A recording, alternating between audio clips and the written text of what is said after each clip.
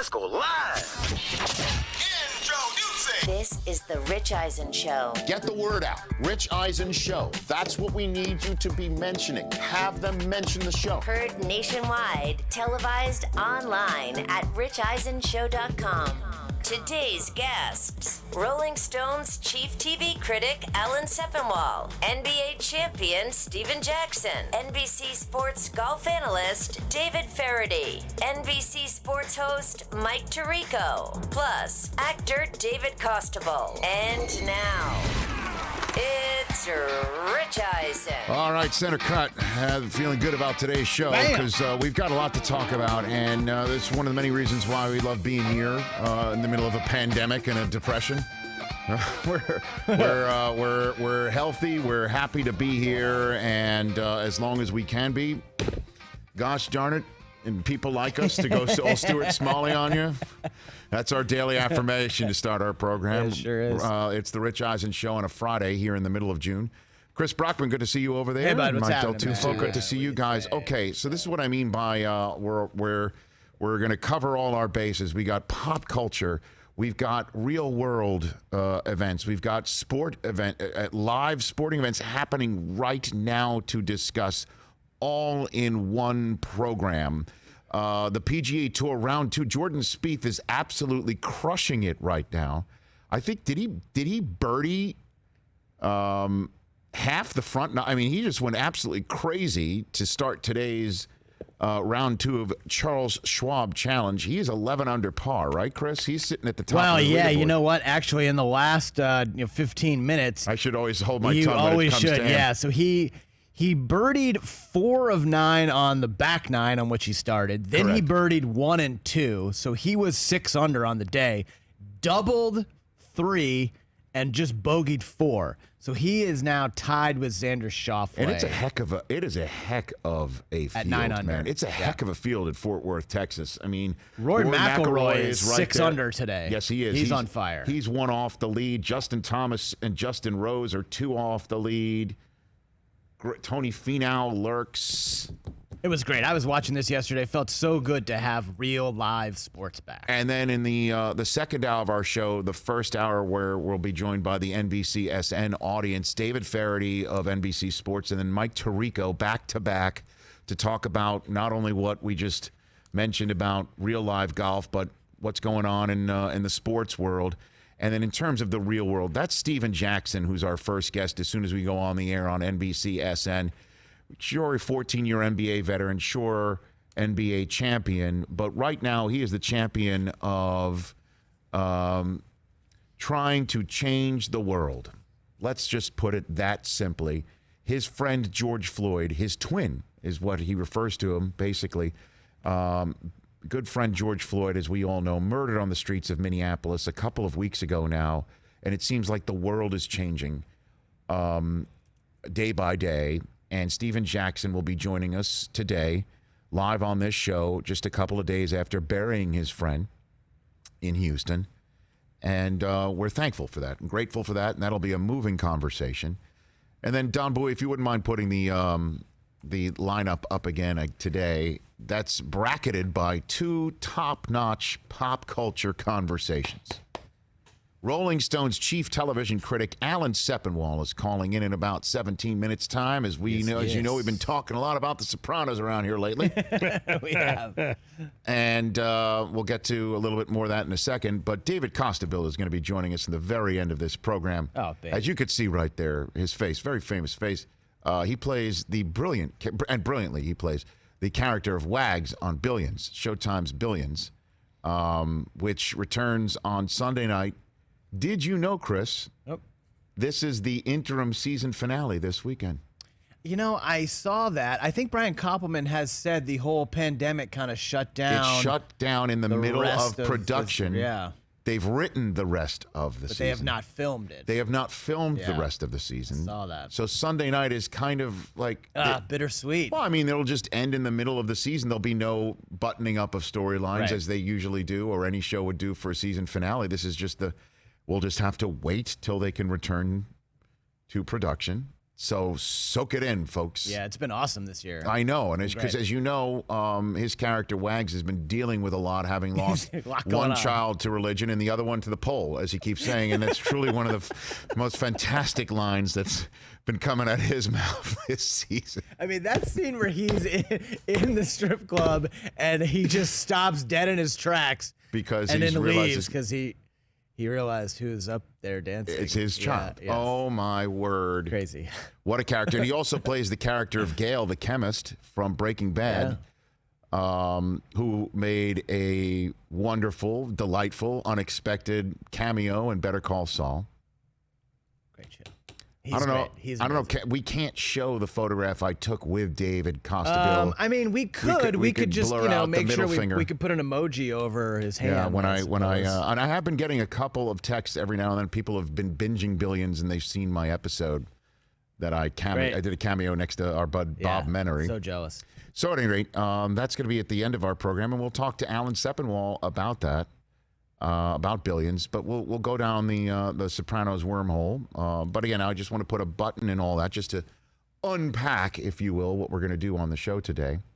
So we've got live golf happening, and it's a heck of a field, just a heck of a field. And this weekend, I will be tuning in to our friends at CBS. I will definitely be spending part of my Sunday settling in and watching the back nine of a tournament with all sorts of bold-faced names, lighting it up, Absolutely. and I'm ready to go. Yeah, 100%. All right?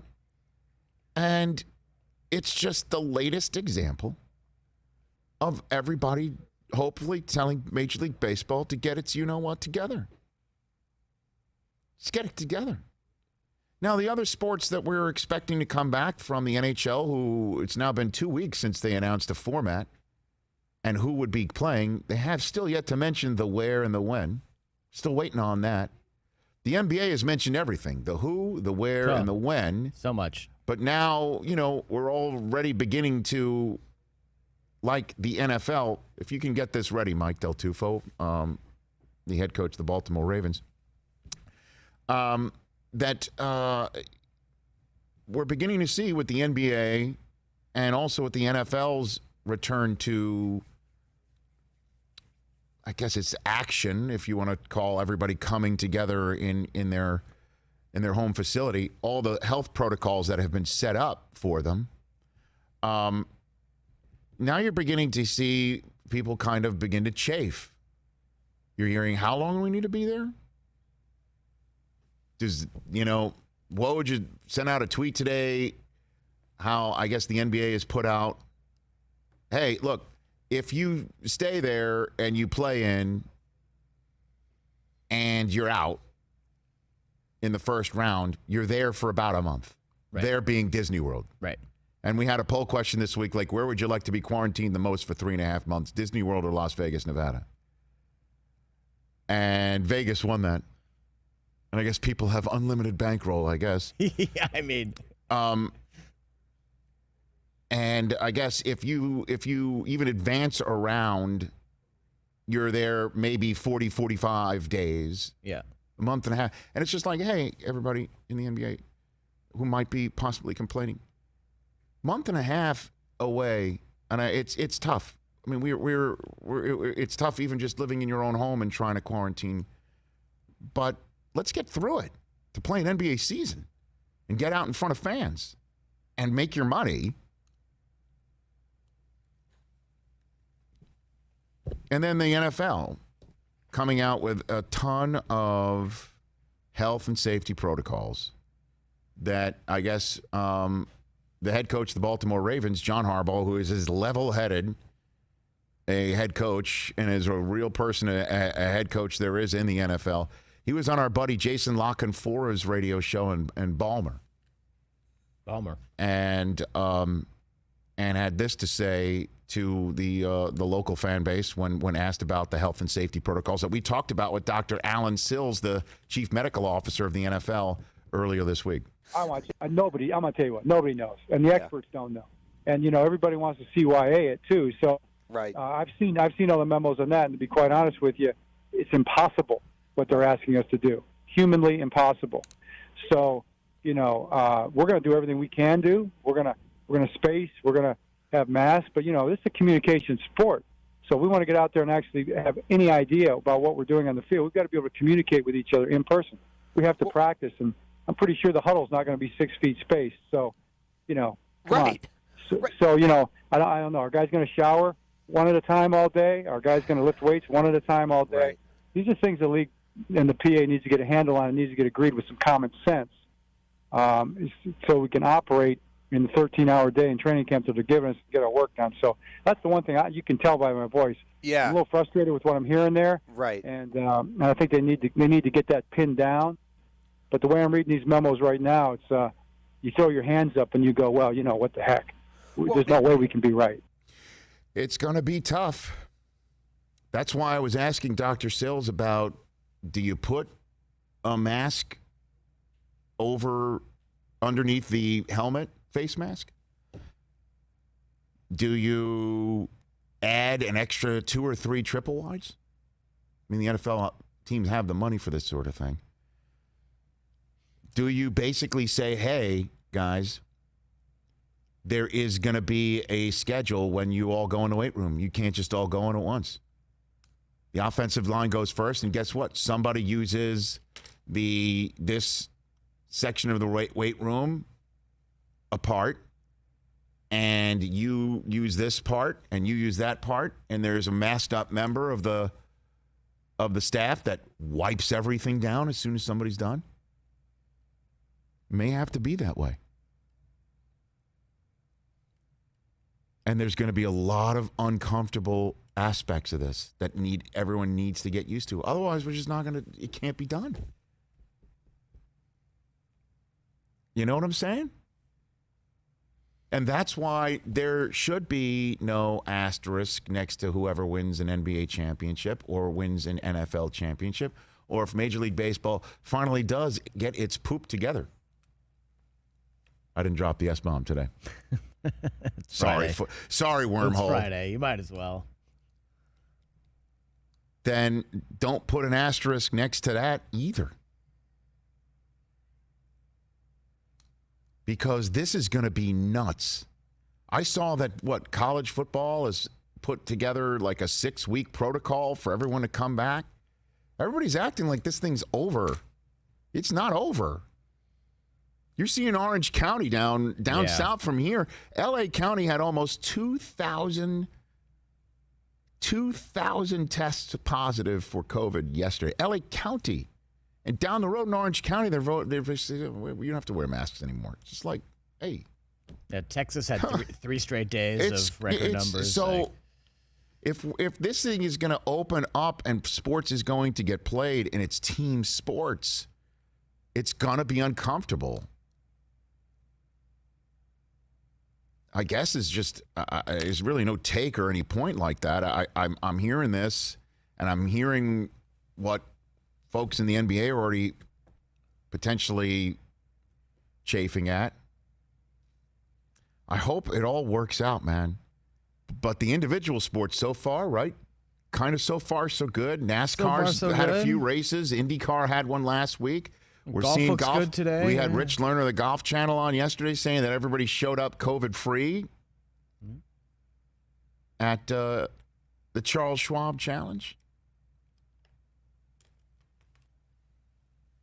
Man, we just need it, and I don't know how you do it other than the fact if somebody tests COVID positive, then hopefully there's going to be some sort of method where you can quarantine and they get better with therapeutics. I feel like I'm a broken record here. But at least we're seeing some actual golf this weekend, and we're going to be excited about talking about it. And we've got both Feherty and Tirico on to talk about it. Now then, Tony Soprano's dead, and I don't care what anybody's saying it. I just said it into a microphone. That's I a understand sharp that was a turn. very sharp turn. But Wow. Okay. 2 days ago, this is the setup. 2 days ago, it was the 13th anniversary of the final episode of The Sopranos, with Susie and I had a whole bunch of our friends in our house, and we're serving some great Italian food, some great chicken parm. Oh, sounds Everybody, great we're right all now. enjoying it. We're all sitting down. If you recall, it's at 9 o'clock Eastern time, so here we were right in the middle of June, longest day of the year, right around the corner. So it's bright sunshine coming through our window as we're watching the final Sopranos. We try to make it a nice dark little theater in our sitting area, and everybody's eating. And then the final scene's happening. We all know this has got to be the final scene because we're looking at our watches. We know it's been on for at least an hour. We know this is it. Yep. This is it. They start playing Don't Stop Believin', and it's just the rock and roll music is going, and all the families coming together, the Soprano families coming together in a local diner. And, you know, Tony is looking at the jukebox. He's playing it, and you're thinking he's about to get whacked. That's what we're all thinking. What possible ending could it be? What, is he just going to order a burger, some fries, and that's it? Like you were they're all sitting there while you're watching the scene. Damn straight. Really? Yes. This feels like revisionist It is not. That's the way I was taking in this scene. Okay. I'm taking in this scene that what's going to happen, or somebody's going to try and get to Tony, and like his kid takes the bullet for him, right? Right. Or something like that. Some violence is about to occur in a public place on the Soprano family. I didn't have the foresight, as our next guest and others who study this and critique it for a living, to have noticed that at the very beginning of this episode, was it called Made in America is the name of the episode? Yes. It starts with Tony asleep on the couch. And in retrospect, people believe that's Tony actually already dead, and the rest of the episode is him saying his farewells. Oh, interesting. That this is the way David Chase, as you know, Sopranos episodes were always rife with other meaning, or we were seeking it out. That's what I always, whenever I took film classes in high school, Jimmy Get the Lights, which I know TJ likes, when my buddy Jimmy from Staten Island called in the other day. When I took my with Mr. Leister in a high school film class or in college, I always thought, are we reading too much into this stuff? Are we searching for the meaning when the director or the writer are like, I don't have that meaning? You know how many people we've come on? Yeah. Just yesterday, didn't you tell me when we were talking about the great finale of the Showtime series Homeland, and I'm like, what a great finish, and it was probably because they sat in the writer's room and they came up with it. You said they came up with the ending, what, the day before? Day before the show. Okay, so you don't know, you read into meaning. Yeah. But I'm sitting there watching this final scene. I'm on the edge of my seat, and I'm thinking some violence is about to happen. Tony looks up, screen goes dark. Everybody in the room turns to me, thinking I didn't pay the bill, or the lights went out. And then credits come up, and we all start looking at each other going, what the hell was that? And then, of course, the conversation sparks. Is he dead? Is he not? Did the members-only jacket guy shoot him or not? What happened? And we all had a consensus in the room. Tony Soprano just got whacked, but they didn't show it. And I guess that's just David Chase being David Chase. That's the Sopranos being the Sopranos. So we had this conversation, we being me and the two of you jamokes, Mike Del Tufo and Chris Brockman, 2 days ago on the 13th anniversary of the final episode. Did the members-only jacket guy whack Tony or not? Do you believe that? And a majority said yes, correct? A majority said yes. Yeah, it was like 55-45. Okay. I say yes, you guys say no. Yes. You interpret whatever the hell this void to be.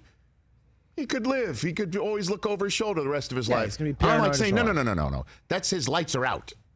It's over. And then yesterday, there was an article from overseas that a friend of mine texted to me during a commercial break, talking about an interview that David Chase had. It had just been leaked, is what this article had said, although it had been conducted months ago and placed in a book called The Sopranos Sessions. And David Chase appears to give up the ghost when he starts talking about this final scene, calling it that death scene that he came up with 2 years before. But the death scene was Johnny Sack, the character of Johnny Sack, meeting with Tony in Manhattan, and Tony's driving back to New Jersey through the Lincoln Tunnel, and then it goes dark.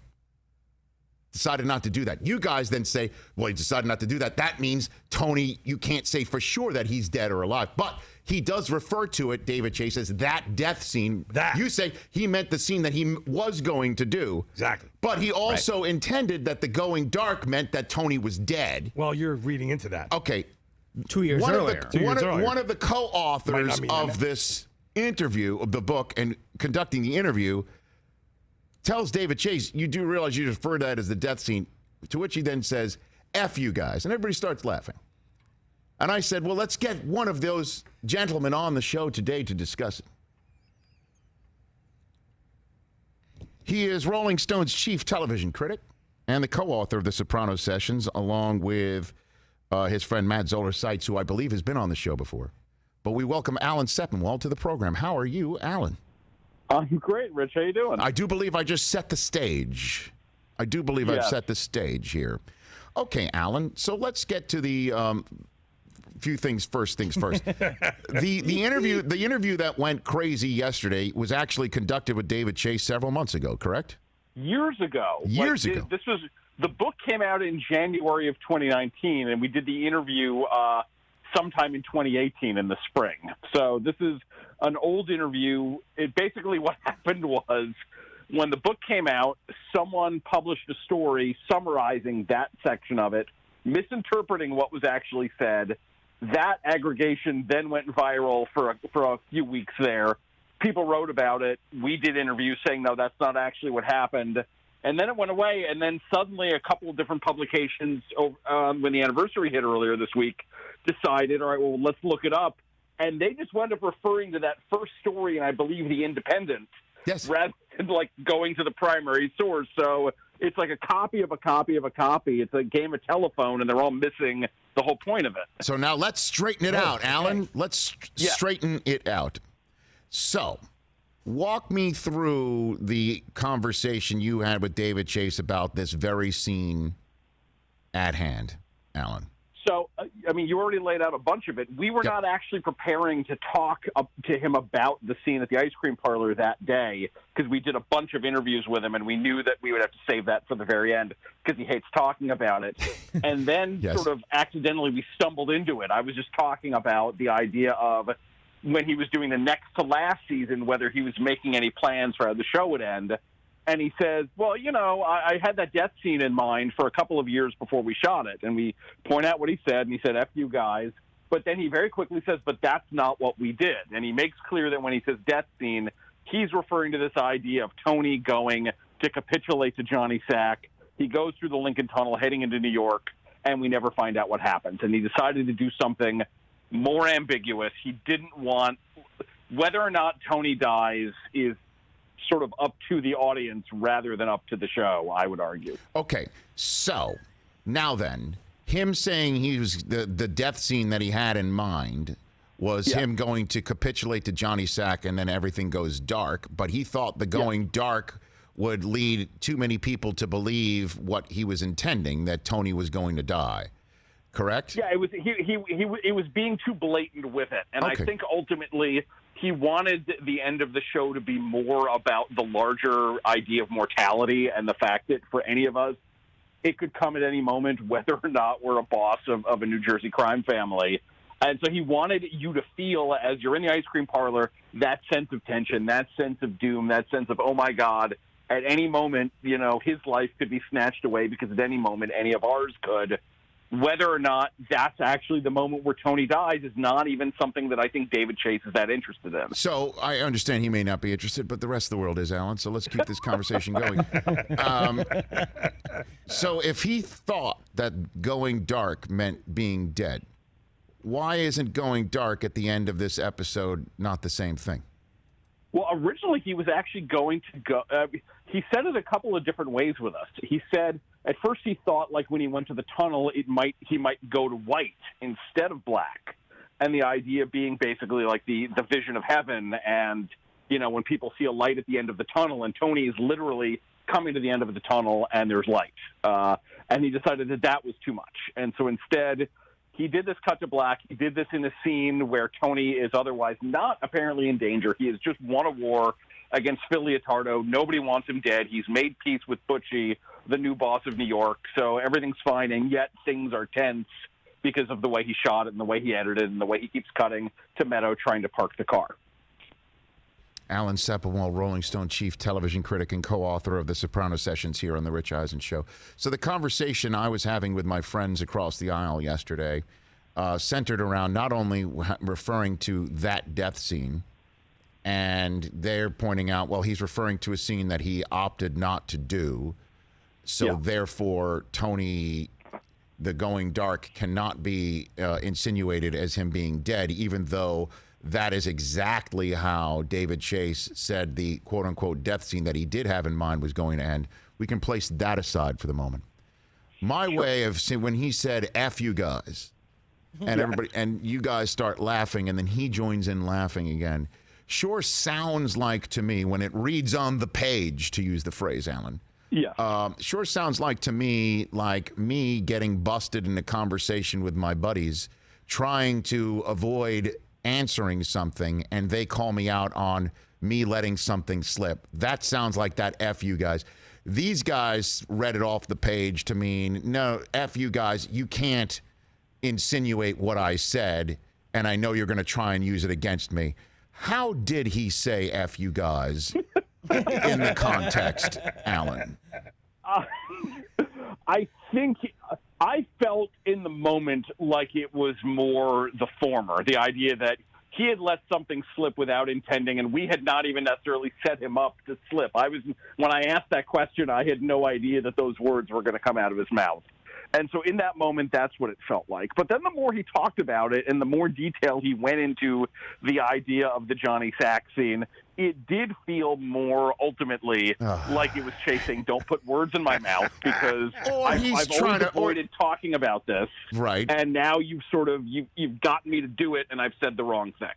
Right. That's what it sounds like to me, because I don't want this F you guys just to be another version of interpreting what the going black means here. There's got to be some sort of certainty, and you believe you got him, and he spends the next few minutes trying to throw sand in those gears. Because, again, if he says, because just to put it all in context, Chris Albrecht, who ran HBO at the time, said to him, hey, you know, what do you think about wrapping this up?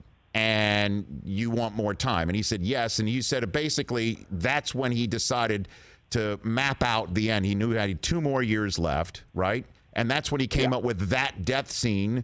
And he referred to Johnny Sack and Tony going to capitulate and going black. And he decided not to do that. You then said, hey, that's the death. You do realize you referred to that death scene. And then he said, F you guys. So putting it all in context together, how in the world is Tony Soprano alive right now, Alan? I mean, 20 years later, Tony Soprano is probably not alive, just giving the lifestyle he lived and the fatty foods that he ate. I meant in the diner that very night, Alan. And I'm not saying that he had a heart attack based on another one of his panic attacks because he had another hamburger. I meant, like, literally the members-only jacket guy went into the bathroom like Al Pacino in The Godfather and took something from behind the toilet and did something. You know what I'm saying? So this is what I'm talking about here. I mean, it's certainly possible. Like, if someone comes away from that scene saying, all right, members only guy whacked Tony, I'm not saying you're wrong to think that. But the show deliberately ends before anything happens. And it leaves that up to you, and it makes you feel like death could be coming, but it doesn't actually say that death is coming, because none of us ever knows exactly when that's going to be for us. And to me, it's more interesting to leave it in that ambiguous space. But if you want an answer, do you want to say that he's dead? There's a lot of evidence supporting that. If you want to know why he's not dead, I would say, among other things, nobody wants him dead right then. All of his enemies have either died themselves or made peace with them. You know, his empire is in kind of ruins, and, you know, Paulie Walnuts is his only guy left, but he's doing okay.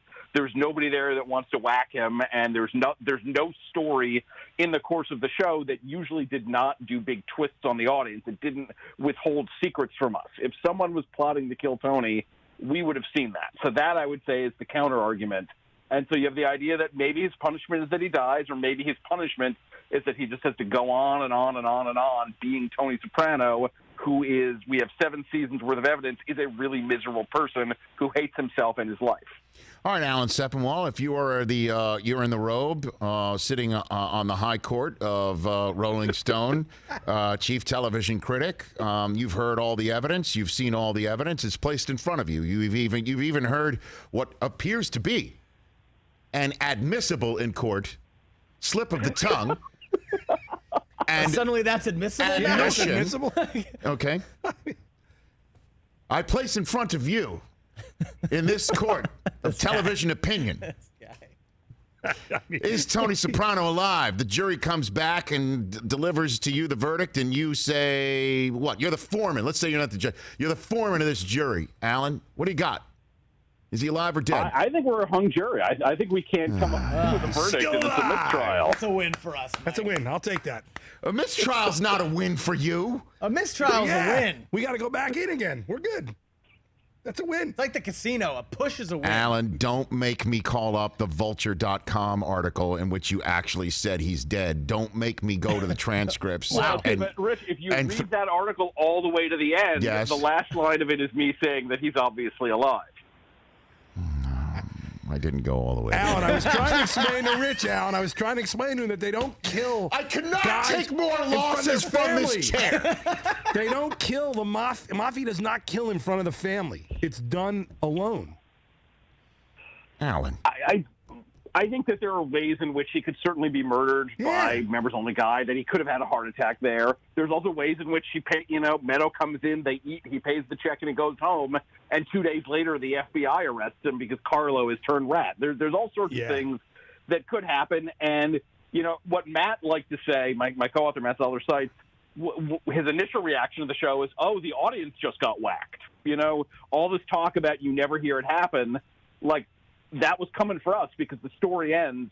So our life as Sopranos viewers has just come to an abrupt and shocking end. Yeah, I think he's dead, Alan. I think that's what it means. I mean, why else? What's the ambiguity? And really, what's the... Now, let me ask you this. Was there any thought at all of, before Gandolfini's passing, of maybe doing it again or continuing it on, and that Chase wanted to at least leave something open for that? No, he's been very clear with me every time we've spoken in all the years since the show ended that had played no role in it. He said nothing. Originally he said if he ever wanted to revisit it, he would do something in the 1960s, which is what he's doing with this movie, The Many Saints of Newark, which is going to be about Christopher's father around the time of the Newark riots. But he also said if he ever actually wanted to tell another Tony Soprano story, what he would do is he would find some moment in between seasons or even in between episodes from seasons and here's an untold adventure of Tony, at this moment in the show. Huh. So, fascinating. What's your... Oh, gosh. I don't even know what to say right now because I think he's dead. But that's fine. I guess that's the whole part of the conversation. That's David Chase's intent. But he did refer... You got him, though. He said, F you guys. I've been in conversations like that. That is... You got him. You got him, and he didn't intend to do it, and you got him, Alan. You got him. There's no doubt. All I will say is that the B-side of Don't Stop Believin' on the jukebox is Any Way You Want It. Yeah. Now, that's purposeful? Like he really put that up there? No, that was a complete accident, but he looked at that and he said, all right, that works for me. That works. Come on. What's your favorite episode of The Sopranos? Ooh. If you had to name one out off at the top, Alan, what do you have? What's your favorite one? Long-term parking, which is the end of the Adriana and Christopher story. Brilliant. Brilliant. Just absolutely brilliant. No question about that. That was so moving. That was so amazing. That was quite something. All of it. From start to finish. The Pine Barrens was pretty damn good, too. Yeah, right? That was another great one. Yeah. No, Pine Barrens is great. The college episode with Meadow in season 1 basically made The Sopranos into The Sopranos. It's maybe the greatest show ever made. It's fantastic. And, okay, before I let you go, Alan, your favorite show on TV now is what? Right now, it would probably be Better Call Saul, the Breaking Bad spinoff, which just wrapped up its 5th season, and it's just like somehow as good as Breaking Bad at this point, which I never would have expected to be possible. Yeah, I agree with you. I thought the second to last episode of this season, where Saul's going through the desert with Mike Ehrmantraut, was as good as any Breaking Bad episode. That was as close to a Breaking Bad episode as Better Call Saul has gotten at this point in time. It's a wonderful show. It really, really is. And I've got David Costabile on in the final hour of this show. He plays Gale from those shows, Breaking Bad and Better Call Saul. What do you think of Billions? Do you like it? Billions is a lot of fun, and he literally gets to twirl his mustache on that show. That's a great part for him. No, he does. I know he does. He kind of chews the scenery. Okay, Alan, I appreciate the time. I don't appreciate. I'm sorry, I couldn't give you more satisfaction there, Rich. I tried. You know what, Alan? It's just I honestly believe it's open and shut, but I guess that's the whole part of the conversation. I think that The Sopranos was never very interested in open and shut things. It really loved ambiguity, and it loved to make people crazy with its ambiguity. And it's still doing it 13 years later. All right, Alan, let's keep having a conversation, not just about this, but about all the pop culture stuff we talk about on this show. I hope to get you back on soon. Absolutely. You got to follow him at Sepinwall on both Twitter and Instagram.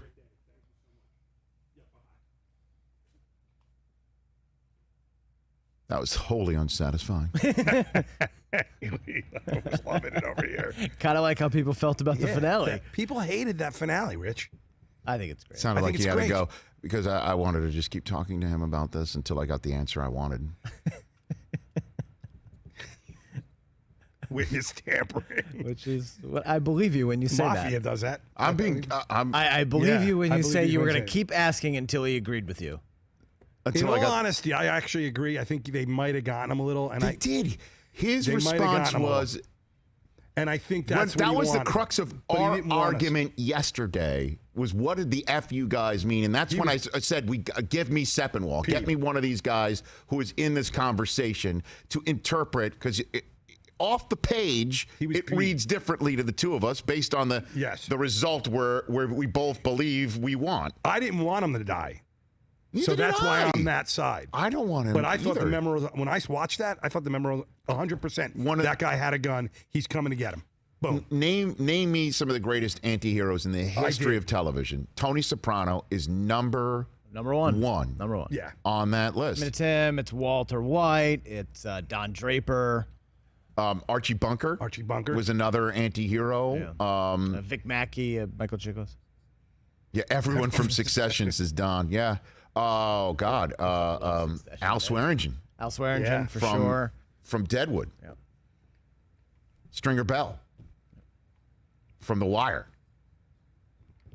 No, I will not go any further about Stringer Bell. Like, if they got Tony right there, people would have been happy. I think people would have been I don't think people would have been happy about Tony. No, people would have been both ways. You would have had people like, Tony was a real bad guy, but the way he shared, the way he shared with Dr. Melfi. But I think if people when that show first came out, it's just like, okay, I saw Analyze This. Like, I saw that, De Niro go into therapy, and it was a comedy, and it was fun and funny. Right. And then but I'll give it a try. Yeah. If it's going to be derivative of Analyze This, I'll give it a try. And the first episode, it was just like, it's amazing. Okay, I misread that one. And Nancy Marchand, the actress, played Tony's mom. Yes. And the first couple of seasons of this show was about a mother-son relationship. And then she dies. At the heart of a she died in real life. She died in real life actress, in between seasons 2 and 3, so they kind of had to pivot. And Uncle June became more... He became more involved. Right, who was also the same actor who played Johnny Ola from Godfather 2. Yeah. Phil Leotardo, as we all know. With Billy Bats. Connective tissue. It's such a great show. It's great. And like a lot of those guys were in Goodfellas and Bronx Tale, and like Paulie Walnuts is in Goodfellas. Like, it's the best show ever. It's my favorite show. It's incredible. Like Alan said, season 1, the college episode, it's not about anything. He's just taking a trip up to Maine with Meadow. He sees a guy in witness protection, and you're like, oh, snap. Like, this is real. Yeah. Like, it's so amazing. And you kind of rooted for Tony, even though he is a certifiable piece of garbage. And then, let's keep going here. With the Sopranos, the head of the FBI bureau. He's that guy in so many things. No, he's not. Actually, the FBI agent. Oh, the agent. Is Agent currently Harris. the governor of New York Yes, in Billions. Yeah, Agent okay. Harris. That's But what I'm talking about. the actor who plays the FBI New Jersey bureau chief Yes, that old guy. Yep. was the proprietor of Rayo's in New York City. Frank Pellegrino, the famed Rayo's restaurant in New York City, the cash-only business in New York City, where it's open Monday through Friday, and it is our buddy Dino is the chef Amazing. there. Dynamite. If you can get, it's like a club. You have to get you get a table on a certain night. We got in a couple times for an NFL draft in New York City, and we go there, and the proprietor walks up, and he's the head of the FBI in New Jersey from The Sopranos. He had to have been just David Chase's friend or something. Well, I'm sure right? David Chase and whatever, they had a table at Rayo's. Yeah. Hey, Frank, do you want to be in the role? show? And, Yeah, I would have done it. And he was dynamite in it. Dynamite Well, think about Stevie Van Zandt had never I know, acted right? That was before, amazing. and he's Tony's number two. and he was terrific And he too. was fantastic. I saw And that was his wife. That I was saw his real the- wife. That was his real wife. His real wife, Yeah. too. I saw the actress Drea DiMatteo here in Los Angeles recently. Her kid was playing against my kid in an AYSO soccer game. I know. And I'm like, do I? You always do. I though. always do. You always but do. I held my powder because it's. Oh. She's watching a kid. It's a different. I thought you were gonna go smack talk. Yeah. No. You know, she's watching her kid. Like, you know, what if I'm talking to her, hey, you're so great in long-term parking, and her kid scores, and she misses it. And her kid hadn't scored all year long. You know, I mean, these are the things That's like very cerebral of you to think about that stuff. yeah. Right? I'm putting myself in her shoes. Like, if Coop's scoring and somebody's like, hey, man, why the hell didn't Marshawn get the ball? You know? Yeah. And I'm like, and I miss my son scoring, and it's like a big moment for him personally, and I miss it because I'm like, look, Darryl Bevel, you know, like, you know what I'm saying? Right. Yeah. But if someone's So I don't want to put That's good. her in that position. Yeah. If someone's eating at a table. Yeah, you know, I mean, No. It's crazy. I mean, Eric Mangini was in an episode. That's right. At the restaurant. he was because Tony, Gandolfini is a Jets diehard fan. Jet fan, That's yep. and Gandolfini's like, get me. Yeah. Eric He called him Mangini. Mangenius. The Mangenius. That was his nickname. Yeah.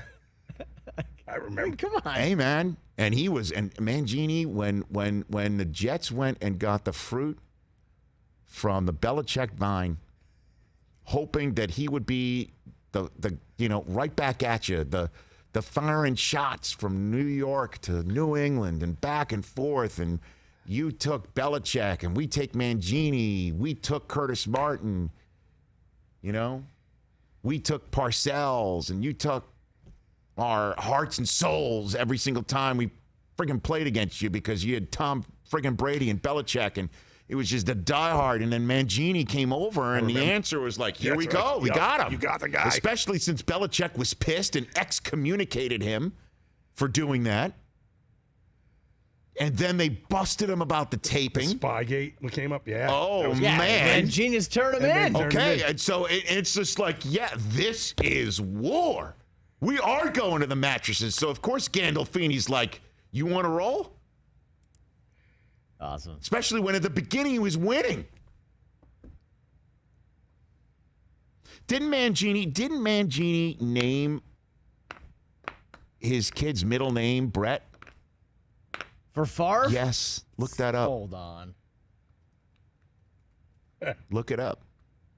Was Mangini the coach that year in 08? Look it up. All right, hold on a second.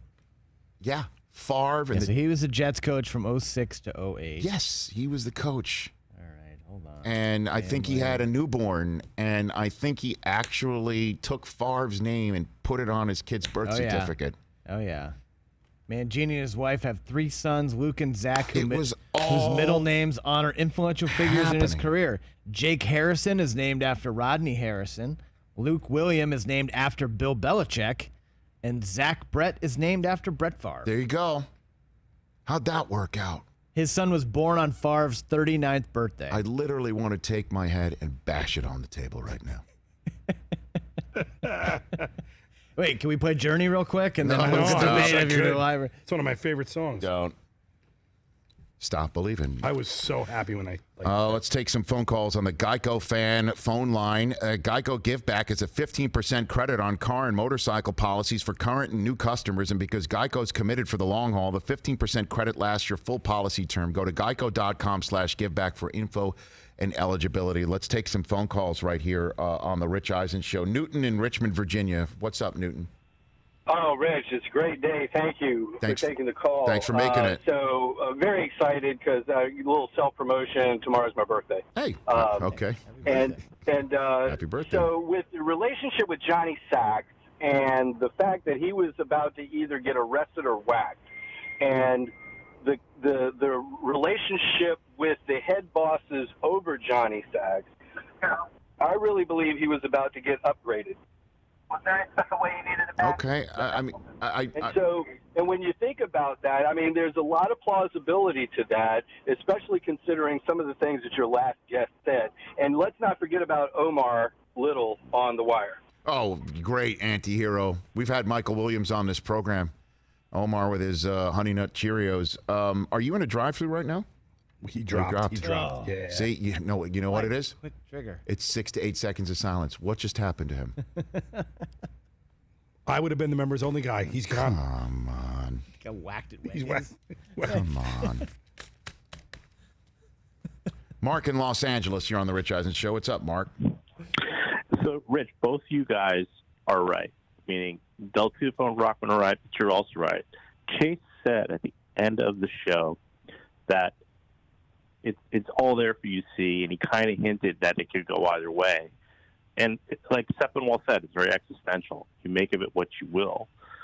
Part of me at the time, seeing the show at the time, I was very upset about the ending because we all wanted Tony to live. We didn't want that show to end. The show was the greatest show ever. So as bad of a person as Tony was, we didn't want the show to end. So we kind of said, oh, he lives, because there was no definitive proof that he was dead. But when you look back on it all and you see the genius behind it, you kind of make of it what you will. And you say, yeah, he's probably dead. Yeah, but you know what I mean? I understand, like, something that is so beautiful, and it was a beautiful show. It was shot beautifully, acted beautifully, written beautifully, all of it. It's just like a painting on a wall, and you're going to a museum, what do you see? I see this. What do you see? I see this. And we all write papers about it, and we all can have a conversation. But this is not something hanging in a museum. This is a television show, and I wanted some damn closure. And I'm getting more and more pissed about it 13 years later. I'll be very honest with you. I feel a little bit different from you. Mark? Hey, Rich, as Matty Ice would say, you got to let it go. Oh, Gotta move on. Oh, my gosh. Did he really just... You got to move on. You got to move on. Amazing. Thank you. Thank you.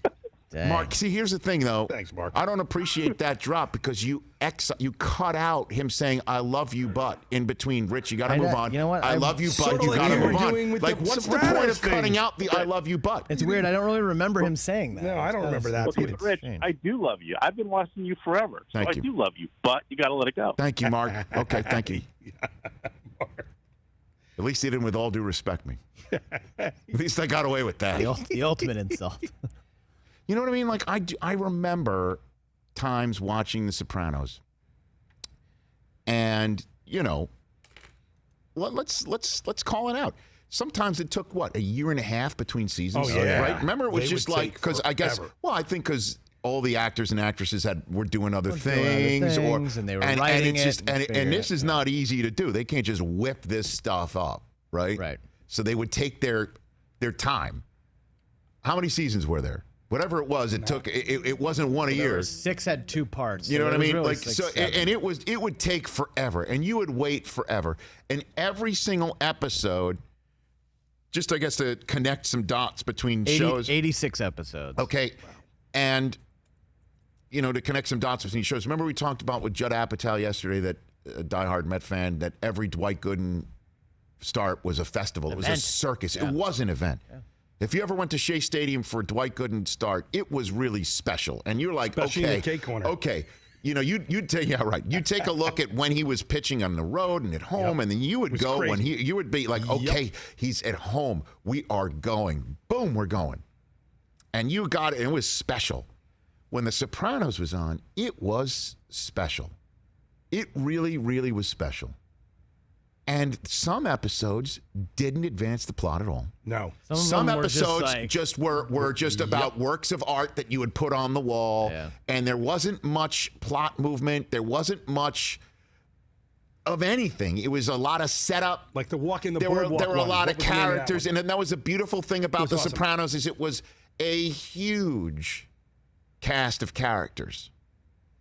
In the same way that Game of Thrones was, but nothing compared to The Wire. I mean, The Wire was a sprawling cast of characters.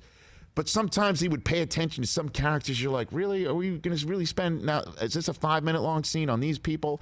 And you'd be done with the episode and you'd be like, that was great. I was looking forward to it. But what really happened? Right. And, you remember there were some episodes of The Sopranos like that. Oh, yeah. Sopranos So is always when- a two The watcher Kevin for me. Feherty stuff was just like, all right, Tony's in this weird coma, dream state, and he's thinking about another life. Yeah. So, That was the there's a one, lot right? that you had to buy into sometimes. And looking back on it, now we don't remember a lot of those moments. But I'm trying to put this all in perspective that when it comes time to end this thing, I didn't want something open-ended where it's just like, well, I think this. Oh, you think that. Yeah. Oh, and for 5 to 6 seconds, everybody thought I was a deadbeat on my cable bill.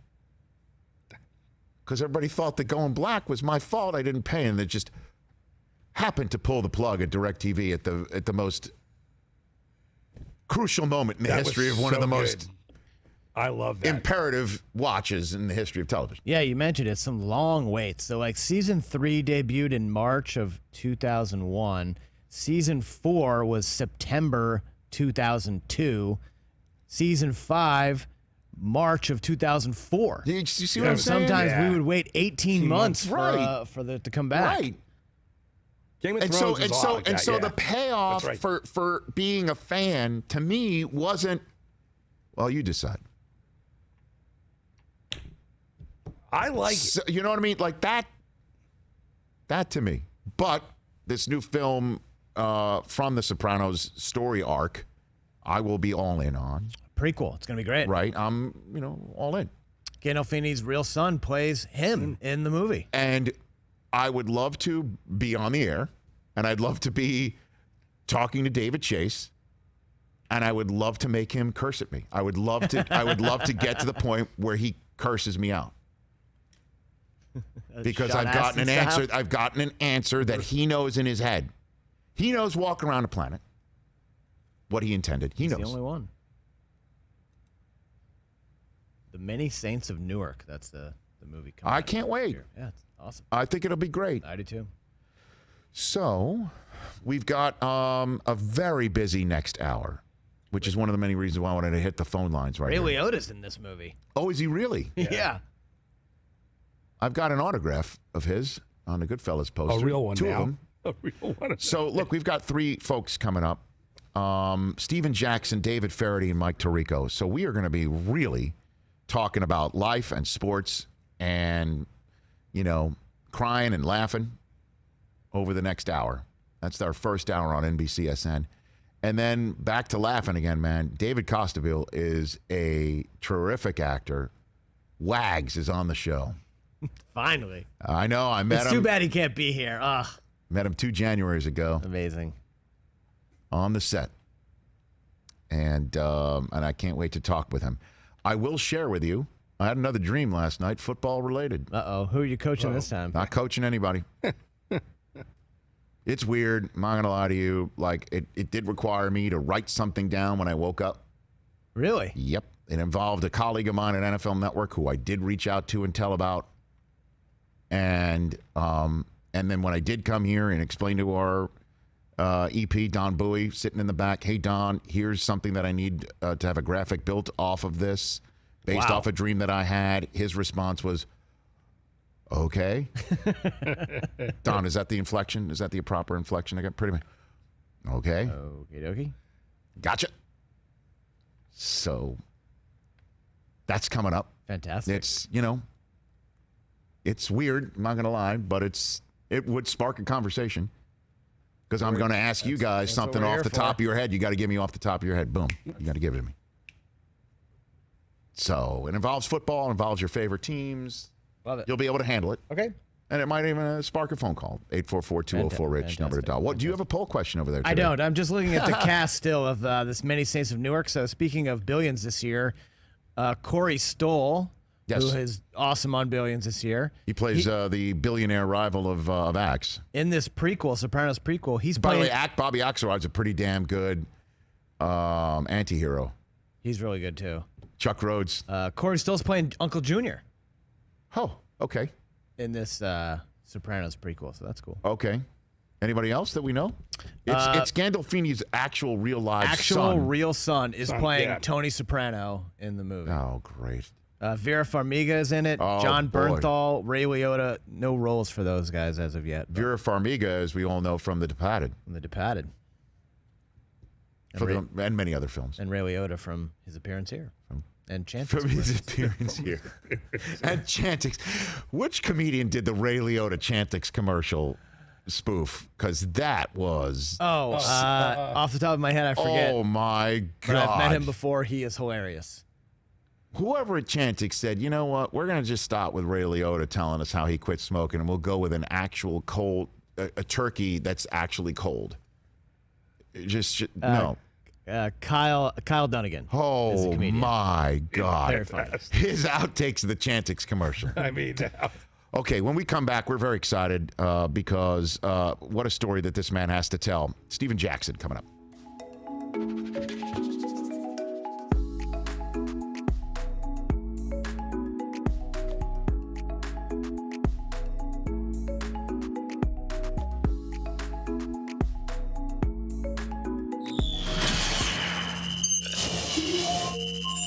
Mike Del Tufo is standing at a microphone that's about, I'd say, 20 feet away. Yep. Looking right at Mr. Wonderful of Kevin O'Leary of Shark Tank. Go for it, Mike Del Tufo. What happens if, like, something happens to me and 2,500 miles away, my family's there, and they don't know? I could be sitting in the apartment alone, dead for days. So I came up with an idea for an app called Just In Case that would be basically you download it, and you could check in with this app, and other people could see that, A, you're alive still. You could basically be tracked with it. Just to get the whole story, before I completely eviscerate you. Go ahead. How would you make money doing this? You do a subscription per month. People are going to pay per month. 99 cents per month, very cheap. If your mom calls you for 2 days and doesn't get an answer, she's probably going to call the super and say, go check on his corpse. Like, think about it. They don't need 99 cents a month for that. But in theory, wouldn't you want, if it's something that you don't have to do, Mike, other people can check when you're in? dead, you're dead. Like, who cares? How does the app know you're dead? The app doesn't know you're dead. You what have to happens tell is it you're not the dead. app would tell Not you dead yet. that you're not checking in. Every time you unlock your phone, it would ping, and you put people on a list that know that if, like, your mother's in Florida, she could be sitting in the house. You know that at least she's checked in on her phone. If you're their kid, you don't have to talk to him on the phone. You don't have to call him. And if it's a kid, you know the kid. If you think if you're worried your mother's dead, why don't you call her? Well, let's say mother, Mike. People don't call their mother and father and live 2,500 miles away Mom, every day. I just want to make Every sure you're 50 not minutes. dead. Like, are you kidding? You should call your mother every day. No. I'm talking about, like, all day. You don't know. Oh, you want to know the exact moment your mother you could died. check in. You know that they've actually. Exactly. Kevin O'Leary. Horrifically bad. Really bad. Really bad. I tried.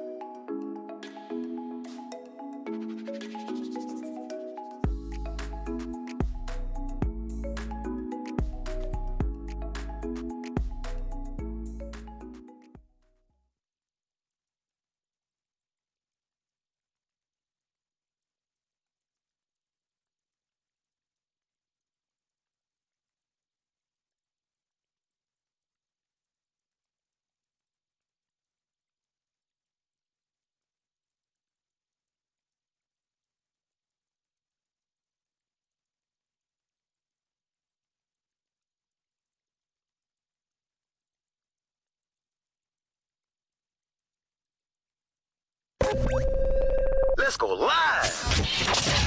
Introducing. This is The Rich Eisen Show. Get the word out. Rich Eisen Show. That's what we need you to be mentioning. Have them mention the show. Heard nationwide, televised online at richeisenshow.com. Earlier on the show, Rolling Stone's chief TV critic Alan Sepinwall. Still to come, NBA champion Steven Jackson. NBC Sports golf analyst David Feherty. NBC Sports host Mike Tirico. Plus, actor David Costabile. And now, it's Rich Eisen. Hey, everybody. Welcome to this Friday edition of The Rich Eisen Show. It's hour 2 of 3 when we start every single day from noon to 3 Eastern, as we will be shown starting Monday on NBCSN, which we're excited about, all 3 hours. We're on for the next couple hours on NBCSN, and you can catch us on youtube.com/Rich Eisen Show, Sirius XM channel 211. We've got Chris Brockman and Mike Del Tufo across the way. Good to see you, gents, right there, as always. There's live golf happening right now. David Feherty of NBC Sports and the Golf Channel. Mike Tirico of NBC Sports will be joining us both later on in this hour. David Costabile of Billions, a show that I adore, will be joining us in the third hour of the program, in the final hour of the program. But I am honored, and that is one of the many words I am emotionally feeling right now. I'm grateful and honored to have on this program. Yes, we can describe him as a 14-year veteran of the NBA. We had him on to talk about his podcast and his participation in the Big Three. He is an NBA champion, but right now he's a champion for all that is just. He's a champion for his friend. I'm emotional talking about this, what this man has done and he has endured, and what he is leading right now after the murder of his friend on the streets of Minneapolis. Steven Jackson joining me here on The Rich Eisen Show. How are you, sir? I'm good, Rich. How are you? I am better for talking to you. When did you first meet George Floyd, Steven? When did you first meet him? About 20 to 20. I don't know the exact time, but from 20, 25 years ago, I was in the end of my high school years, mid-high school years, and a friend of mine named Telly Joyce, rest in peace, Telly, he brought him down. Before he brought him down, he was like, I got a homeboy in Houston who looks just like you. And he played basketball, too. You know, he was an athlete, too. And when he brought him down to Fort Arthur, Texas, our first reactions was, who your daddy? Who your daddy? Because we looked that much alike. And the conversation from there built onto a friendship of him being one of my biggest supporters, him, each other. We addressed each other as twins from that day on. And, you know, I got a lot of videos that I've been watching now. It just makes me real emotional because he was somebody that really supported me without any motives. You know what I'm saying? It was a genuine supporter. And somebody that showed so much love had to die from somebody that showed so much hate. He didn't have to go out like that. Well, gosh, that's understating it for sure right there. So when did you first hear about all this? Did you see the video first and not know it was George? Walk me through how you learned of your friend's death. I was on the couch. My daughter was at my house, and I was on sleep on the couch with my daughter because I can't fit in her bed anymore. So we sleep on the couch now, and I have a video from my girlfriend's mom. You know, we talked about police brutality a lot, me and her, and she sent me a video. And I'm half asleep when my phone rung, vibrated, and I looked at the video like they didn't killed another brother, you know, not even paying attention. And she lives in Minnesota. Her whole family, her mom lives in Minnesota, and I'm just thinking it's another video from her. And as I close the video, I put my phone back down, and my phone vibrates again. And I see I have like 25 to 20-something messages. And I opened a message from my friend Mike D, and it said, you see what they did your twin in Minnesota. And it instantly clicked. And I related to both of them, and I just got up screaming. I punched some stuff. I scared the mess out of my daughter.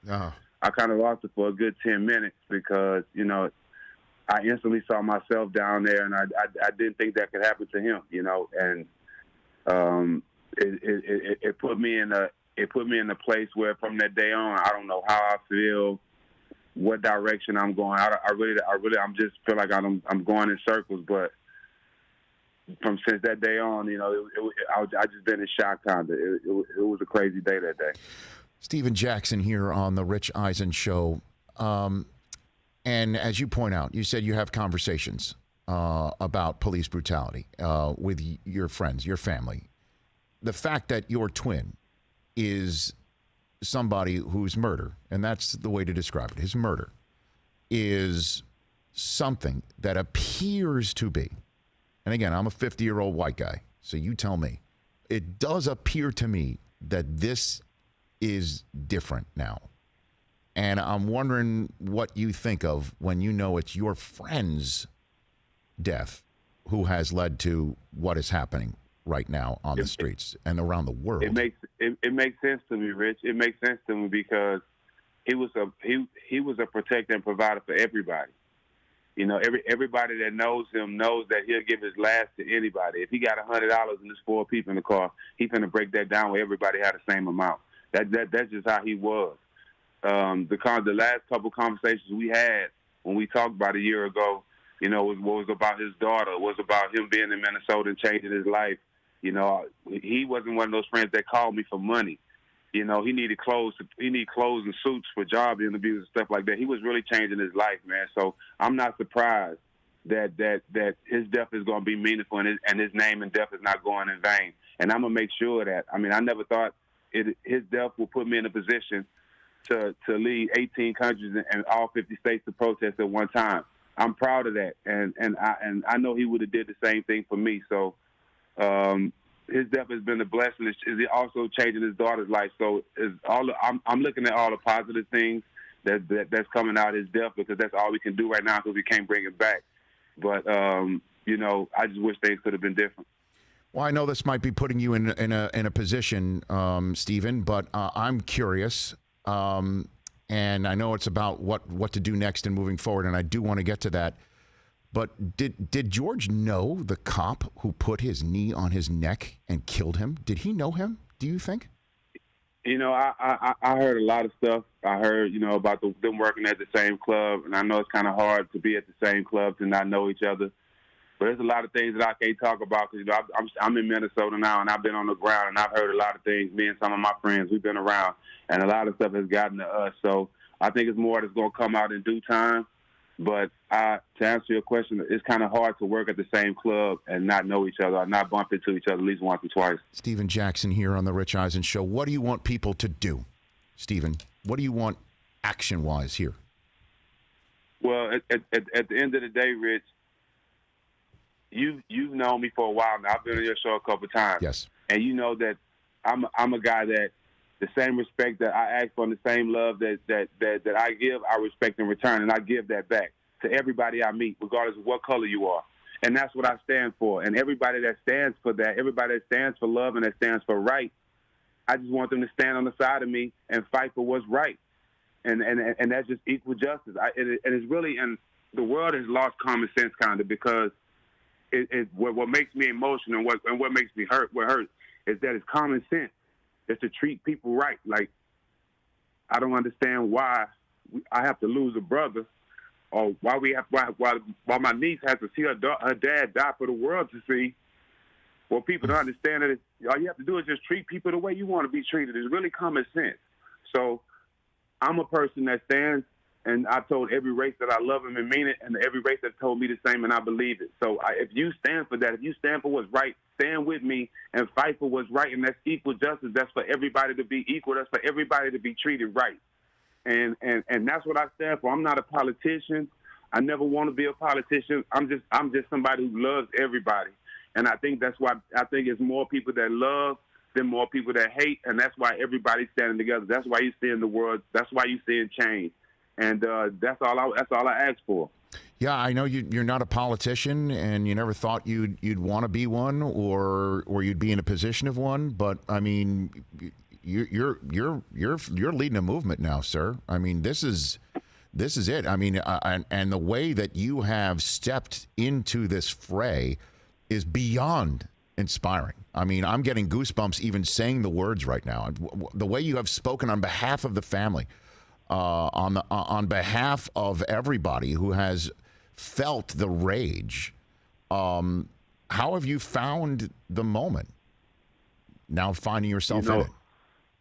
I don't know, Rich. Honestly, I tell everybody I didn't ask for this. It just fell in my lap, and I know the situation would have been different, if I didn't step up and speak for my brother. See, when this happened to my brother, they didn't know he had a twin, a person that was considered his twin that played in the NBA that had that one of the best podcasts in the world that had a voice, and that was going to step up for him.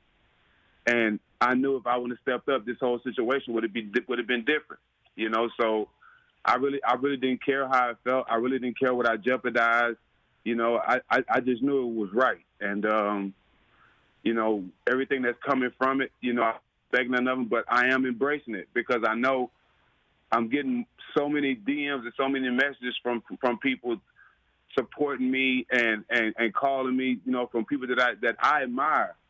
And telling me to keep going, don't stop. So I know it's bigger than me at this point, and like I said, this position fell in my lap, and I know God don't make mistakes, so I'm just embracing it. Well, again, I know you're not a name dropper. I guess I am. But who reached out to you for you to go, wow, okay, this is significant? Who was that?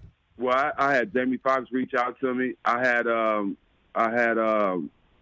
Farrakhan reach out to me. I had Beyonce's mama reach out to me. I had a lot of people. I mean, I can go on and on. People that I highly respect, that are doing a lot of great things. Even entertainers that's been social activists for a while, reaching out to me, telling me keep going.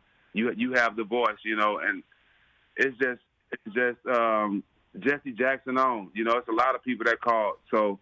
Even Steve Kerr, you get messages from Steve Kerr and the Minnesota Timberwolves coach, get messages from those guys. Mm-hmm. Adam Silver calling, texting, all that stuff meant a lot to me. And I think everybody knows that if anybody loves everybody, it's me. And if anybody that when they say they're their brother's keeper, I've shown it before with the 2 incidents I had in the NBA. Putting my life on the line for my brother. So this is nothing new to me. Like I said, I'm just embracing it. I hope I'm making everybody proud because I don't have all the answers. You sure are, Stephen Jackson. A couple more minutes left with Stephen Jackson here on the Rich Eisen Show. I know it's not your sport, but the NFL commissioner came out and said that the league was, quote unquote, wrong. Said that the league was wrong about the peaceful protests that players were conducting, and Colin Kaepernick obviously being the individual who led that. And talk about not being able to make stuff up in this world, man. We're talking about taking a knee, right? And how a knee on the neck of your twin murdered him in the streets. And now this is a few months after a knee in peaceful protest, trying to bring enlightenment and trying to bring attention to this very subject we're talking about, Stephen. Do you think Colin Kaepernick should get his gig back? Do you think that is something that should come out of all of this, Stephen? Well, first thing, nobody can escape karma. Nobody. Wrong is wrong. The NFL did that man wrong, and they dealing with the karma now. Yeah, being a man, you have to apologize for your wrongs, but a part of apologizing for your wrongs is mending them. And mending the relationships that you messed up, and the first thing that should be done is to find a way to get Colin Kaepernick in the league, and that it's not on no sympathy. It's not on no sympathy. It's more of them admitting that they did him wrong and he belongs in the NFL. And that's what it all boils down to. They stood on the side of business over what was right. And now it's coming back to bite them in the ass, and that's basically what it is. Like I said, the world has lost common sense, and it's real simple. They dealing with karma right now, and they try to put a Band-Aid on it by coming out and apologize.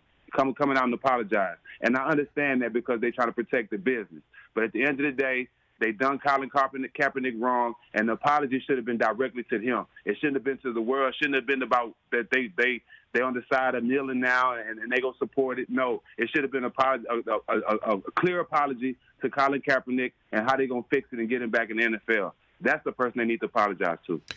And then the issue that NASCAR, I don't know if you've caught this, because again, I know you buried your friend earlier this week, but NASCAR, Bubba Wallace, an African-American driver, the only one on the NASCAR circuit, driving in Richard Petty's car with the words Black Lives Matter on the side, and then on that very race day, NASCAR says no more Confederate flag allowed.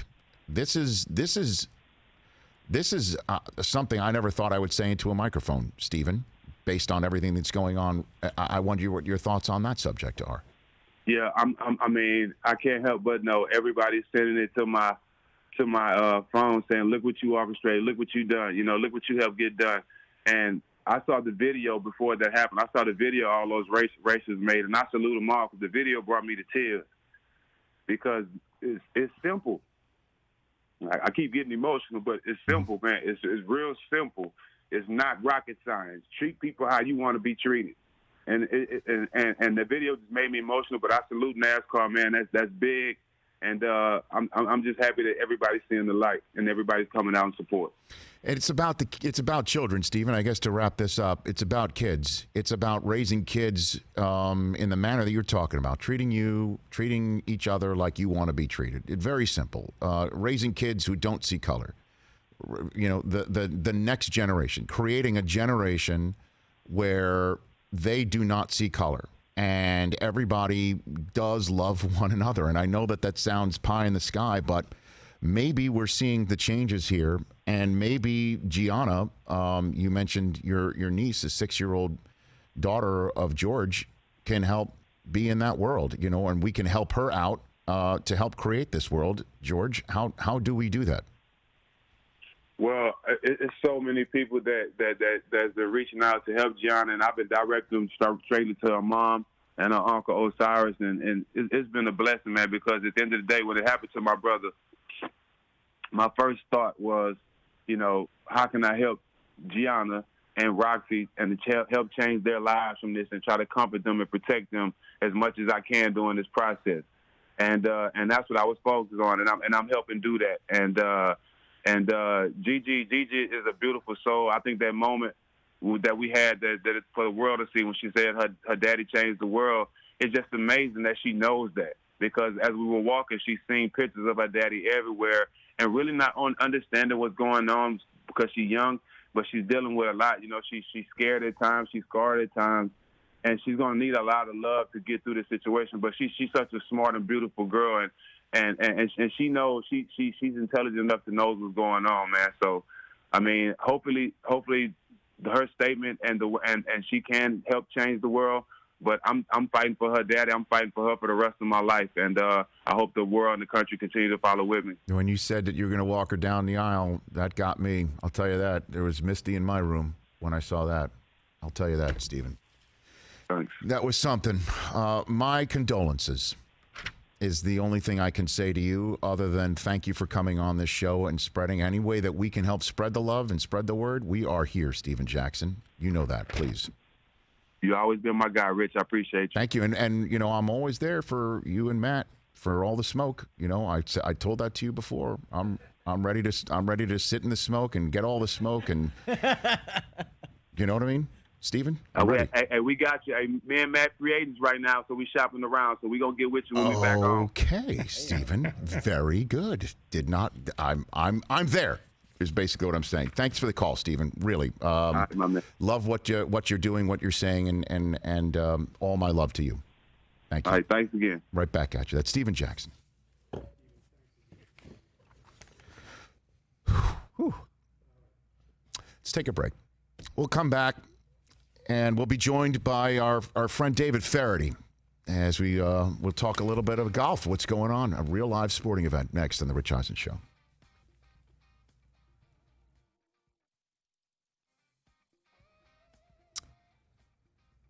Okay, we are back here on the show. That went about as oh man, I can't say enough. Could you imagine? You're lying there and you're thinking it's happened again. And then, oh gosh, it's somebody that you referred to as your twin. Oh. How about that? Yeah. I don't even know what to say right now. Other than just like, let's hear what he has to say. Isn't that a simple thing? Treat you like you want to be treated. It's something you hear when you're a kid growing up. Treat others the way you want to be treated. Do unto others. It's one of the golden rules. Don't have anything nice right? to say. Don't say anything at all. It's the things that you hear all the time from your parents growing up. But to see adults not practice that. I didn't know he and Matt Barnes were free agents, too. I didn't either. Great. I mean, their podcast is amazing. Right. I mean, they're. It's great. Yeah, it's a must listen. Right. This week. And the smoke is the smoke is the what's conversation. Coming. Yeah, the conversation. Not. I heard TJ laughing at the end of that over there. Not what else is happening. Oh, my word. All right, so Harold Varner is in the clubhouse, Rich. He's your leader at 11 under thank you right for that. now. Thank you for that heads up. I appreciate that. Spieth is still on the course. He's 5 under today, 1 back. Rory is 8 under today, also 1 back. All right. How about that, man? Yeah. And some breaking news in Florida. Governor Ron DeSantis is signing the bill to allow college athletes to get paid endorsement deals starting July 1st, 2021. So Florida will become the first state. So that beats California to the punch? Beats California. It allows college athletes to get endorsements. So the U will be back. So the U. Should we get? Could you imagine what Dion would have done with that at Florida State? Oh, baby. And did you see Michael Irvin's son is transferring to FAU? Did you see that? No. Yeah, leaving Miami to go to Florida Atlantic. I wonder what that's I about. saw that last week. I don't think he was getting the playing time. Oh, no. And so that's significant because I remember Irv telling me he told his son there are 3 things he could not change about his life. He couldn't change his name. He couldn't change his name. He couldn't change his family, and he couldn't change the fact that he was going to play at the University of Miami. Those are the 3 things he told his son. You can't change your name. I think it was his name. You can't change your family. You can't change your. That's right. You can't change your family. Can't change your religion. Right. You can't change your. Can't change it. Going to the U, baby. Yeah. So he's transferring to Florida Atlantic. So yeah, I would expect the Florida college recruiting to go way up. All right. Let's take a break. We're back with David Feherty in a moment.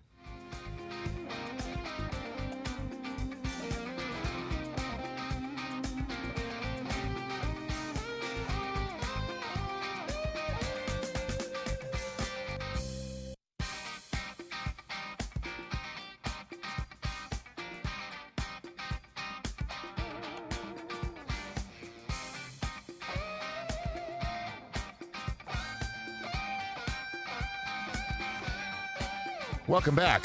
What a conversation we just had with Steven Jackson. Real world, real stuff going on. And the real world, as we know, we're in the middle of the pandemic as well. And anytime we see a sport saying, we're going to give this a whirl, and then it comes back and you see it. And even though there's no fans, it's like, okay, I kind of like it. And what we've seen over the first round and a half of the Charles Schwab Challenge. Who's in the clubhouse right now, Christopher? Right now? Oh, the clubhouse leader right now is Harold Varner. Harold Varner, okay. And to talk about all this is our friend from NBC and the Golf Channel, David Feherty, back here on the show. How are you, David? Very well, Richie. Thank you for having me on. It's good to see actual players playing competitive golf. Hey, look, I loved the Brady and Peyton and Phil and Tiger, and I loved the Dustin Johnson and Rory. I mean, and the rest of the guys getting back together, but to me, this is the real deal. This is exciting. This is fun, right? Yeah, I thought it was great. I was sort of expecting, I like you, was glad to see any kind of golf, with the other stuff, but this was much better much more enjoyable than I expected it to be. Why so? Well, it's just the golf was so good. I thought these guys came back with a vengeance, ready to play. And I guess this means that they've been working on their games a little bit, David, right? Well, they had enough time. That's like 3 times the length of the normal winter break. And I think it's really, I think it's done marvels for Jordan Spieth, for example. Who played beautifully yesterday.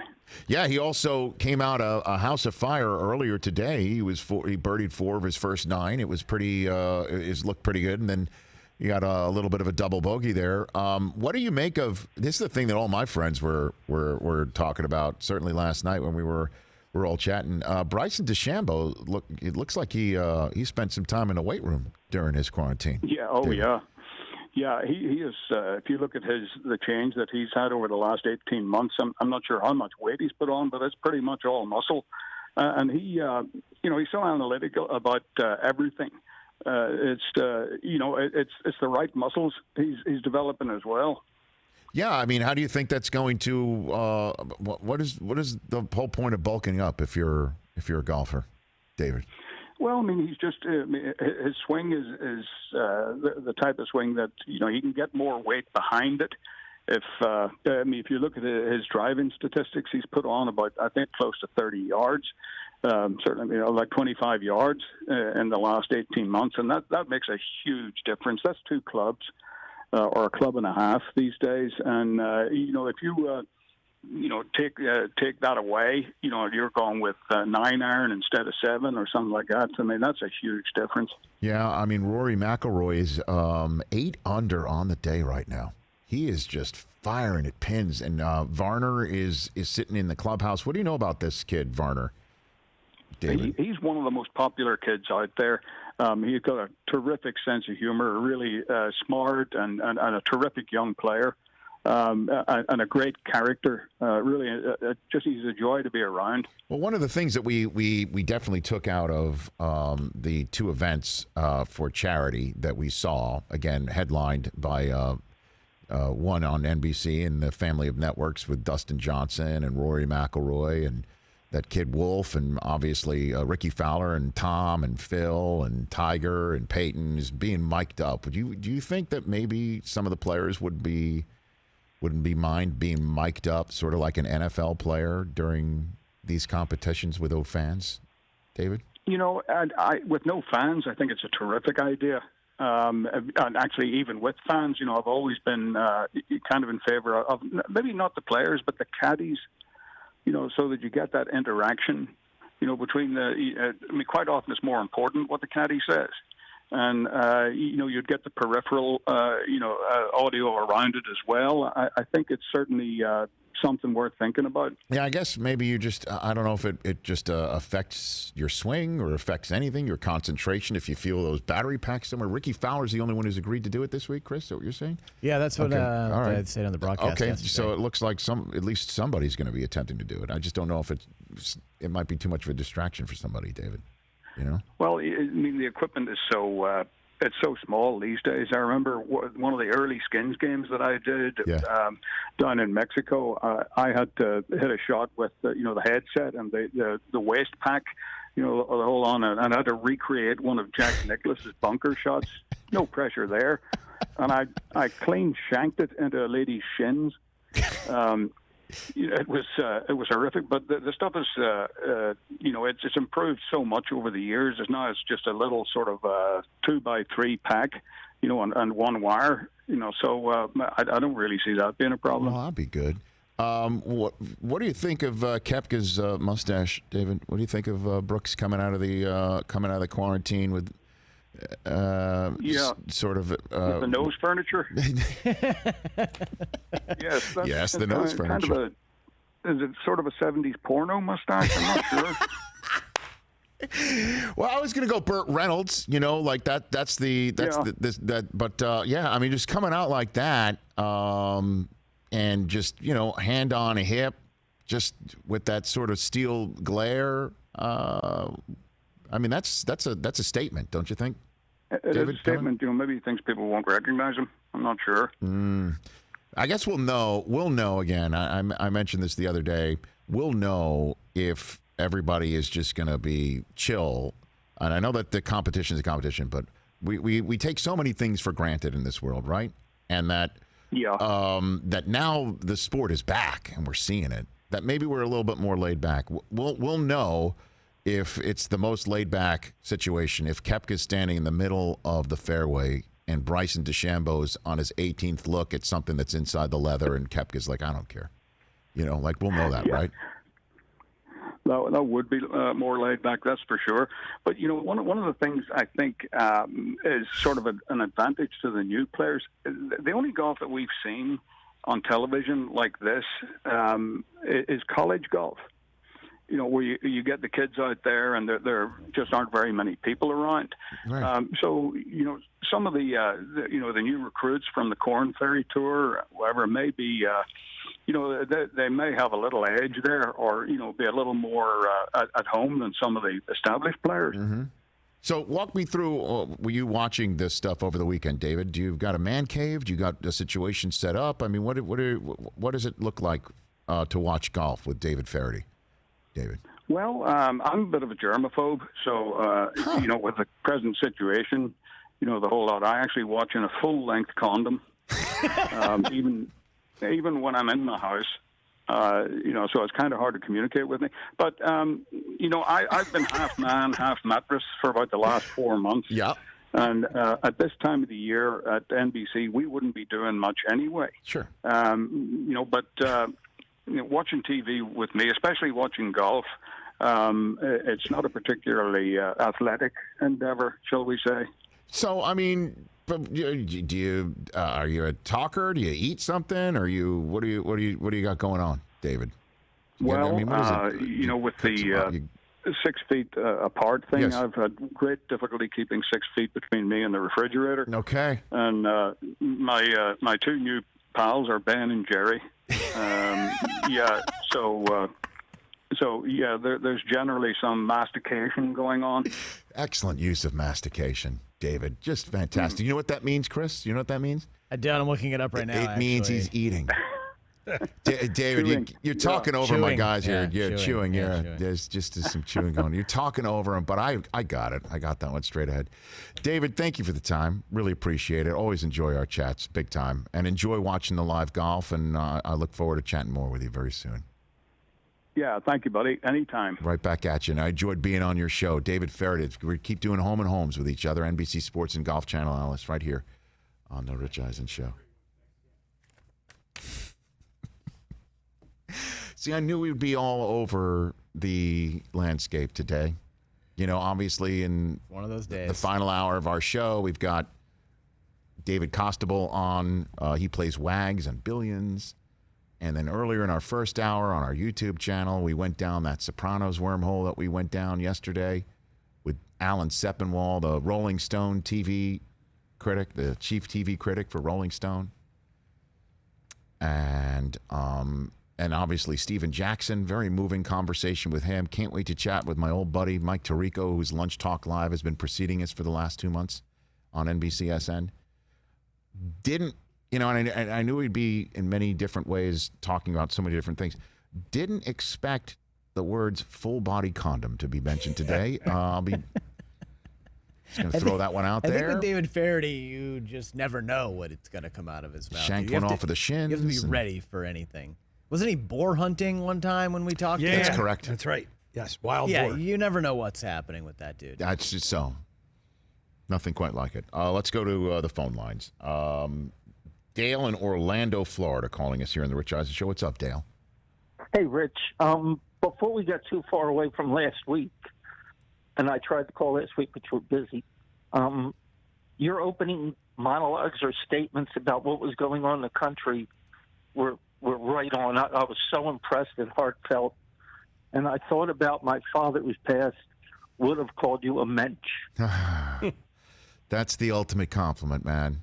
I really appreciate you saying that, Dale. Thank you. But now I have the opposite side of that coin. Uh-oh. Okay. And the word begins with an SCHM, but I won't finish it. Mm-hmm. Your opinion about the movie... Rudy? No. You were talking to Josh Gad that he should make the reunion of it. Oh, we've talked about a ton of them. Shawshank.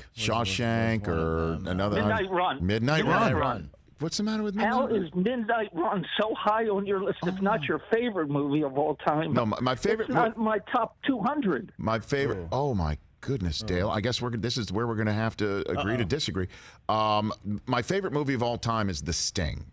Okay, Newman and Redford and Robert Shaw, and that movie is. I wore out the VHS tape I had of it. I taped it off of I think Channel 11 WPIX in New York one time, and I wore out the VHS tape of it. But did you not say that Midnight Run is your favorite comedy? It is my favorite comedy of all time. That and the over all Mel Brooks movies. Now he's badgering the witness. I like this. Over all Mel Brooks movies, I will say Even yes. Silent Movie was better. No, come on now. No, but the only, and I do love all Mel Brooks movies. The only, and thank you for the call, Dale. I appreciate it. The only other film that comes close to me in terms of comedy is The In-Laws. Which is amazing. The original In-Laws. Yes. Okay. With all due respect to, I believe Albert Brooks and Michael Douglas did it. Yeah, but not Peter Falk and Alan Arkin. Alan Arkin, I mean. In the original In-Laws. You forgot the Serpentine. Is a must-see. If there's any, Chris, I know I'm talking to you. You've never seen it. Definitely not. Oh, my word. Definitely not. Laugh out loud. Brilliant. My little friend. But to me, Midnight Run, it's a hilarious, it's moving, it's well acted. It's De Niro, for crying out loud. So the 1979 version of it. Correct. Yes. Yeah, okay. Correct. Laugh oh, my nonstop. Gosh. Funny as hell. Oh my gosh. Please. Columbo, right? Peter Falk. Oh yeah. You don't associate him with comedy. No. But oh my gosh. Alan Arkin. It is so brilliant. You must see it, Chris. It could be Larkin's best. Alan's. And sit down with Sarah. Sarah Tiana knows comedy, as we all know. She does. One of the funniest comedians on the circuit. When she's not home, dealing with the beautiful bundle of joy, who's clearly having some problems sleeping. Another 2:30 a.m. issue last night. Oh boy, welcome. Jeez, this kid. Welcome. Do you have the drop from his favorite Christmas movie? You know that every single Welcome to the party, pal. That's right. My goodness, this kid. Gosh. Mike Tirico will be joining us next. I love this man. NBC Sports host, play-by-play man, and so much more. Rock on Tour next.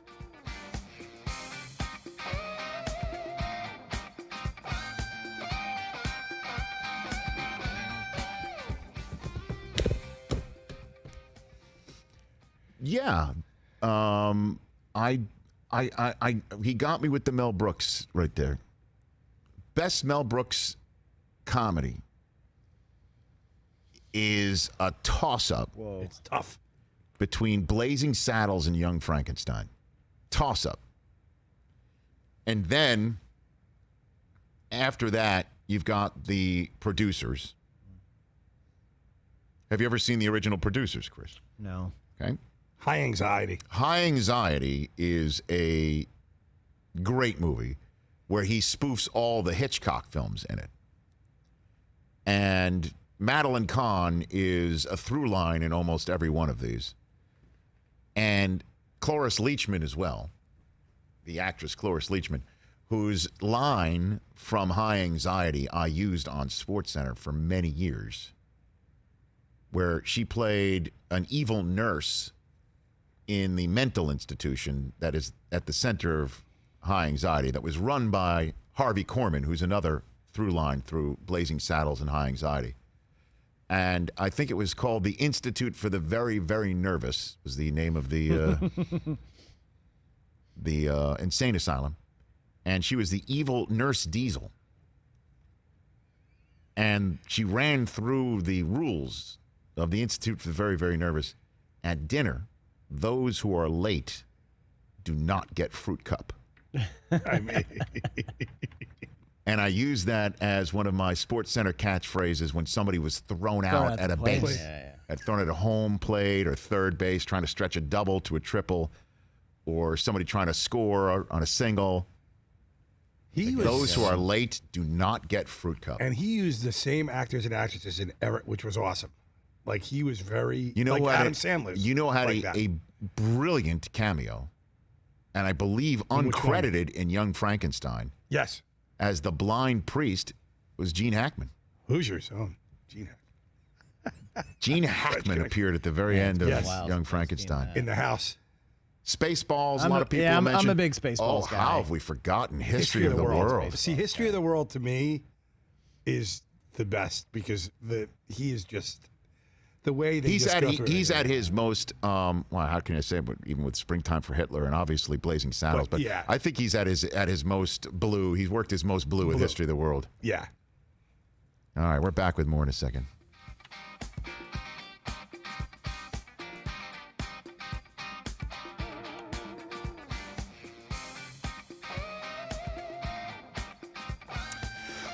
Eight 844-204-RICH is the number to dial here on the Rich Eisen Show. Mike Tirico calling in a hot minute here on NBCSN. In our final hour, we're going to go down a fun road with the actor David Costabile, who's been in both Breaking Bad and Better Call Saul, and now he's Wags and Billions. He is phenomenal in everything that he does. So that'll be in hour number 3. Also, in our final hour of the program, Chris, I had another football dream. Another dream about you said involving that on the way football. in today. So and anytime I have one that's so vivid that I have to talk about it. And I don't know why I had it. Maybe you can help me psychoanalyze later on. Sure thing. I will share it because I share. And you said you got up in the middle of the night and wrote it down? Not in the middle of the night. It was towards the end of my. It was early this morning. Got it. I wrote it down. It's weird, but I'll share it because that's the way I roll here on the Rich Eisen Show. We share. I love this man. So does my wife, as she worked with him, working college football for many years, way back on ABC when ABC Sports did all that. He's now the face and voice of so many events for our friends at NBC, and his show Lunch Talk Live has been preceding ours for the last 2 months. I love this man. I don't care who knows it. His name's Mike Tirico. How are you, Mike?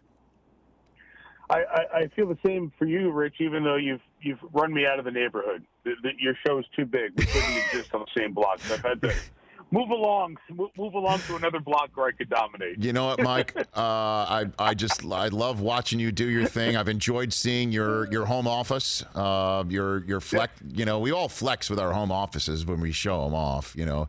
Did you say you had a Ruzioni stick? Is that what you told me this one time? That's what's behind you back there? Mike Ruzioni autographed stick. It's a wooden stick, Canadian brand, and there are a bunch of the hockey guys who I know like that is really, really old school. And I was like, yes, it is. But I don't have many autographs. I think I may have bought that in an auction, or won it, I should say, in an auction. So have you had it authenticated, I Mike? Do we know that's real? Do we have you had it authenticated? Do we know that it's not like Mike Ruzioni? You know, like do we know? Yeah, Ruzioni X. I don't have the paper of authenticity with it, so it could be it could be Mike Ehrlich who I went to high school with or something like that. I don't know, but you know what? It served for a good story for 10 weeks, so I'm going to keep living. Who cares if it's Mark Ruzioni's stick? Who cares? That's right. Whatever. You know, it's funny, man.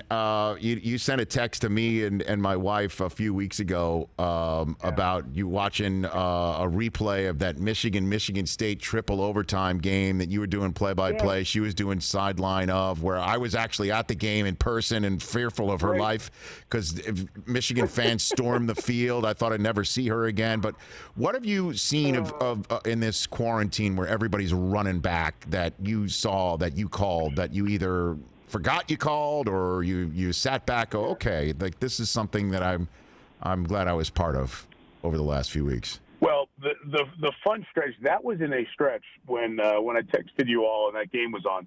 That was a stretch. There was just one run of about, I think, 10 nights or so. Yeah. That things that I did on ESPN or ABC re-aired in different places along the way. So every night, like 9:30, I'd get this text from a random person. Hey, watching this game. Hey, I remember this game, which was fun. I think I've seen 6 or 7 Monday Night Football games re-air here in the West. So I may do as many ESPN Monday Night Football games this year as anybody else. But the one that I did actually sit and watch one more time was the return to Katrina New Orleans game back in 2006. Unbelievable. 53 weeks after Hurricane Katrina, or 55 weeks the game was. That was our third Monday Night Football game at ESPN. So that was game 3 in that run for me. And it was I was doing play-by-play, Joe Theismann and Tony Kornheiser, and I kind of watched the game afraid of watching it now 14 years later, because hopefully you get better at what you do 14 years after the fact. And I'm thinking, oh, my God, I must have been terrible here. And the game was so enjoyable to watch. And I thought Tony was just the perfect person to have there that night. And the whole deal, soup to nuts, from the Steve Gleason block punt to the first game in the Dome for Drew Brees and Sean Payton as a head coach quarterback combo, to everything that was around it with U2 and Green Day doing a concert before the game.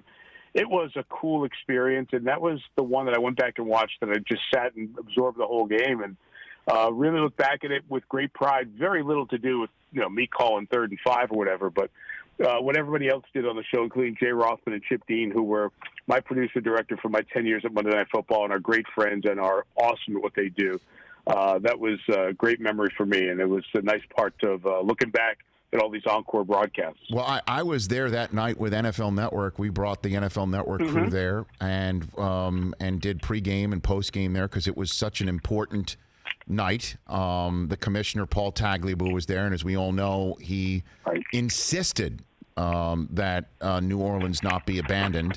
And I think that'll be discussed at length when the commissioner does get inducted into the Hall of Fame when that happens. Yeah. But I remember I was sitting next to Marshall Faulk, a native son of that great city, watching the coin toss, and everyone kind of disappointed that the Saints had to start on defense, right?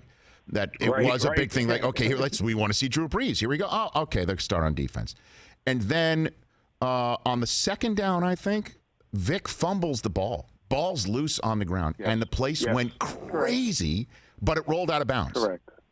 And the number of things that could have gone differently, coin toss, ball didn't roll out of bounds, actually rolled to a Saint, that didn't happen, but it led to Steve Gleason blocking that punt, which is now a statue in front of that stadium. The statue. Unbelievable how things work out, right? You know? It was incredible. I remember, obviously, you don't want to get the game going. You don't want to step on stuff. There's so much other stuff going on. But it was one of those games where they open your microphone to the public address, so you are the PA announcer to introduce the national anthem. And I remember President Bush 41 was doing the ceremonial coin toss. And there was a brief moment that I do vividly remember go, oh, my gosh, I'm going to introduce the president. I've never done this. Help. Don't screw this up. Whatever you do, say George Bush slowly. Don't screw this up. So, and then that cascade of events. And that's one of the reasons I watched the game back, Rich. A lot of the game after the Gleason punt block was a blur to me because of all the buildup and everything going in. You wanted to nail the on camera at the start of the game and all that stuff. So it was fun. That night, Rich, I've talked about that night a little bit the last couple of weeks. And we've been asked a lot about why sports has become a significant part of the conversation post-protest here or as the protests have been going on. And I always was of the opinion that sports had more of a meaning than 3 minutes at the end of the local newscast or Section C of the newspaper. And maybe we were trying to justify our existence. But that night, I refer to all the time when I speak about sports because that night reminded me that sports has such a civic pride that almost nothing else carries. That night in the Superdome, there were white and black, and there were female and male, and every religion you could imagine. There are people who were this great big bouillabaisse, this great big stew, this great big collection of people who would identify themselves differently on a census box. They were all wearing New Orleans fleur-de-lis. They were wearing Saint stuff, and they were all there to celebrate. And that event showed the world New Orleans was ready to be open for business again, more than any event. And the orchestra or the ballet, they don't run around with New Orleans across their tuxedo or the blouse that they're wearing. But football players and basketball players do. And they represent civic pride in a community. And that night forever cemented to me, damn, I'm gonna be very defensive about what sports meaning is in our world. And I was glad I had that experience firsthand because I believe in it passionately. And I think we're seeing it with the actions from athletes and leagues and teams around the country and around the world right now. Well said, Mike. Here. No doubt about it. Mike Tirico here on the Rich Eisen Show. And just hearing what you had to say about, introducing the president. Stuart Scott and I were asked by George Bush's White House to do the play-by-play of T-ball. They used to hold T-ball games on the south lawn of the White House. And our assignment, however, was for late September in 2001, and obviously with 9/11 hitting, that got canceled. And when it came time to do it again, though, about a year later, Stuart couldn't do it, so I went, and I was there. I said, I'm in. And they walked me through the run of show, and they're like, so here's a bunch of cards for you to read, and here's the first card for you to read. As soon as you see the president and the first lady walk down, read this card. Make sure you read it word for word. And I looked down at it. It's like, ladies and gentlemen, please welcome the President of the United States and Mrs. Laura Bush. And I thought to myself, that's okay. That's a piece of cake. What else you got for me? And I start looking else in the run of show. And it's time now. You stand up, and they play Hail to the Chief, and then you look up, and you see the president and the first lady walking down. And I'm like, holy crap, where's that card? Where's that card? Where's that card? I flipped out. Amazing how oh my God. Oh, it's amazing. It's amazing how your mind can process something big is going to happen that you don't want to screw up. And it's like anybody who plays golf. Okay, do you see the 40 yards of fairway to the right, or do you see the pond to the left?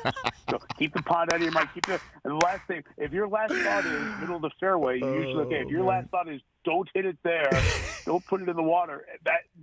That brings that fear to you that, oh my God, I'm going to make a massive mistake. So, I know what you were exactly feeling then. Those are the good times. Oh man, sure. and another story to tell you about. I know you'll enjoy because I know you're great friends with Fowler. So the other night, Michigan and Colorado, 1994 is being replayed on ESPN. Okay. Yeah.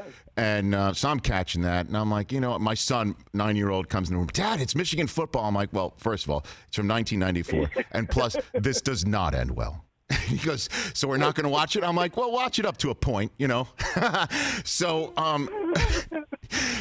but I'm seeing Fowler is zooming in from his home and doing some pre-taped interviews. Sure. I think with Tyrone Wheatley and with the why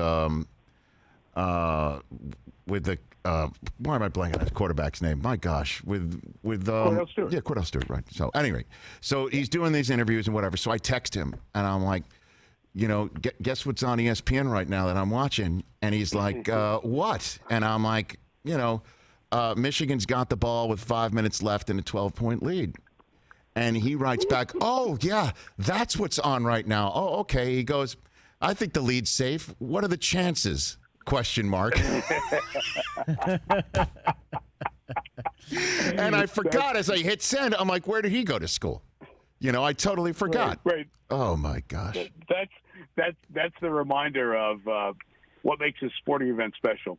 And we've had a lot of them. You go back and you watch the encore presentation and you still want to see it, even though you know exactly the way it ends. It's like a good movie. I want to relive it again. I watched last Saturday because I've done a lot of the leads and tags for our NBC Racing folks. I wasn't working the event. Right. But when American Pharoah won the Belmont, Tom Hammond, who was just so great covering the Triple Crown races and covered so much horse racing, has a degree in equine science. I did not know. Tom said that was the loudest he had ever heard a sporting event. He's done Olympics and all those events, and to watch that few minutes after Pharoah wins the Belmont, because it was 37-year wait, as Larry Colmus, the track announcer, called, the race announcer called on that moment. Just to watch it again, I'm sitting there going, I know he's going to win, and I'm going to still watch this. That's and right. It was just so much fun. That has been a little bit of a reminder of what we're missing. And we were just talking about this, Rich, on a conference call with our production team this week, because we're going to do the Belmont Stakes next week. Yep. And there'll be no fans, but the Belmont will run. And, you're at the 152nd, 152 Belmont Stakes. And we're thinking, you know what? This is the first American classic sporting event that will be held arguably since the NBA All-Star Game.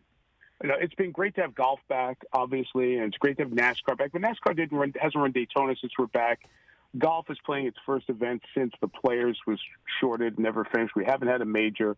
Other sports that are coming back and hearing them. But the American classics, the tent poles that kind of define our sports history year after year, the last one was arguably the NBA All-Star game. Maybe if you don't want to say that, you go to the Super Bowl before that, and we have nothing of that ilk or regard until you get to the Belmont Stakes, which is still, although out of order, a Triple Crown race. So it kind of next week, I'm getting really excited as we end the talk show to kind of get ready for getting back to what I love this job for, and that's these huge events that you talk about for years and years and years. Well, you're the best at it, man, and I appreciate everything that you do and everything that you have done, and following you on NBCSN the last couple of months has been a treat. Totally has been, brother. You know how I feel about you, Mike. It's been fun.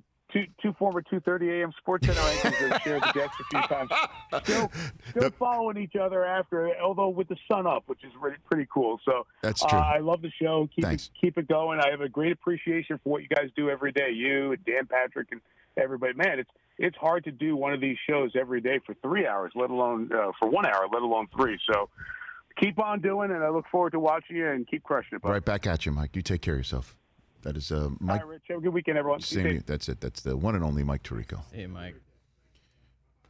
You know, I mean, he said that there hasn't been a classic American sporting event since the NBA All-Star Game. What do you call the Combine? Oh, yeah. Mm-hmm. Come on. The disrespect. And Vertex? For your 40. I know they're jumping it, by the way, the NBA All-Star Game with the new format this year feels like 19 years ago, but that was fun. Gosh. It was awesome, man. Our third hour. It'll be a great fun. 844-204-RICH. David Costabile of Billions and your phone calls. And my crazy dream.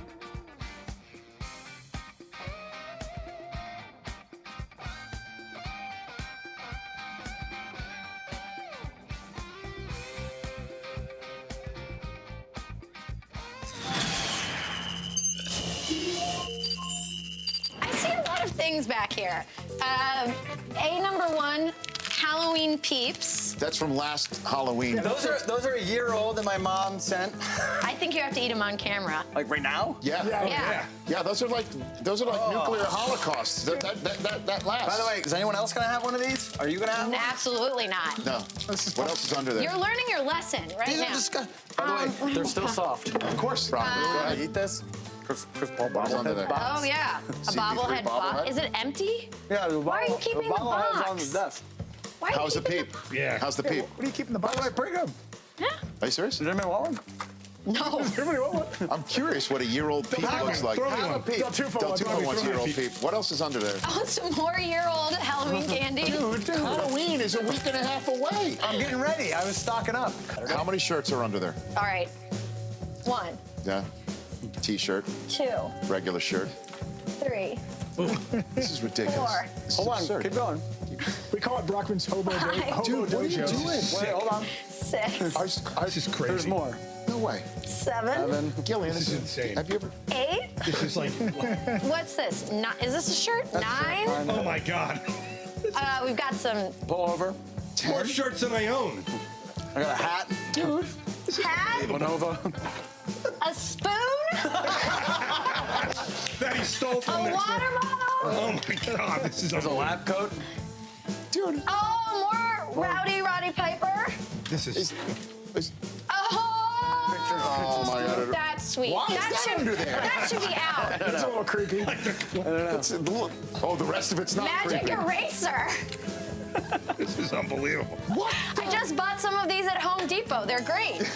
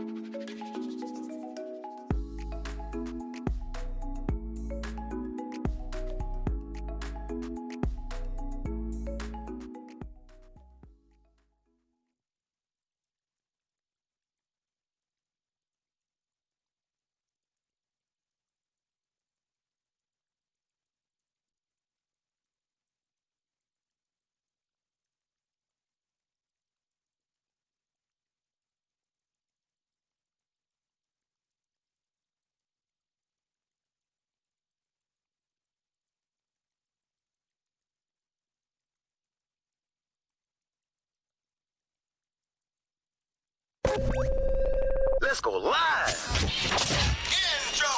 This is the Rich Eisen Show. Get the word out. Rich Eisen Show. That's what we need you to be mentioning. Have them mention the show. Heard nationwide, televised online at richeisenshow.com. Earlier on the show, Rolling Stone's chief TV critic Alan Sepinwall, NBA champion Steven Jackson, NBC Sports golf analyst David Feherty, NBC Sports host Mike Tirico. Coming up, actor David Costabile. And now, it's Rich Eisen. Oh, final hour of this show here on this Friday. What a great... We just really had it all in that last hour. Started with Steven Jackson and his moving tribute to his twin, as he referred to him, George Floyd, and telling us what's on his heart and on his mind. David Feherty with being Feherty and talking about the return of golf that's going down this weekend. Good way to put that. And then just a good chat with a good friend, Mike Tirico. It's a lot of laughs. Some goosebumps and crying with Steven Jackson. David Costabile, who is one of my favorite characters on television right now. He plays the role of Wags in Billions. He will be joining us in this hour. Your phone calls at 844-204-RICH, number to dial here on the show. Major League Baseball, according to all those who cover it, many different reports going on right now. One from John Heyman saying that baseball is going to offer a 72-game schedule, north of 80% prorated salaries. They're just not going to pay. They don't want to pay the players 100% prorated salaries. That they talked about it in March. Carl Ravitch says the MLB counterproposal today will move towards a season of roughly 70-plus games with a salary percentage of 80 to 85% of pro rata. Playoff pool bonus. My concern are the recent spikes in COVID-19. Worst case would be to start and stop while players move. There's so much going on. But at least there's just, it does appear that, owners are now, like I said, my concern is owners are going to only feel like they're negotiating against themselves to a point. Right? And then once they feel like they're negotiating against themselves, period, they're just going to say, screw it, and go with the short season, which is not what anybody wants. Players don't want it. They don't want it. Fans aren't interested in a short season. I mean, I guess we'll get there.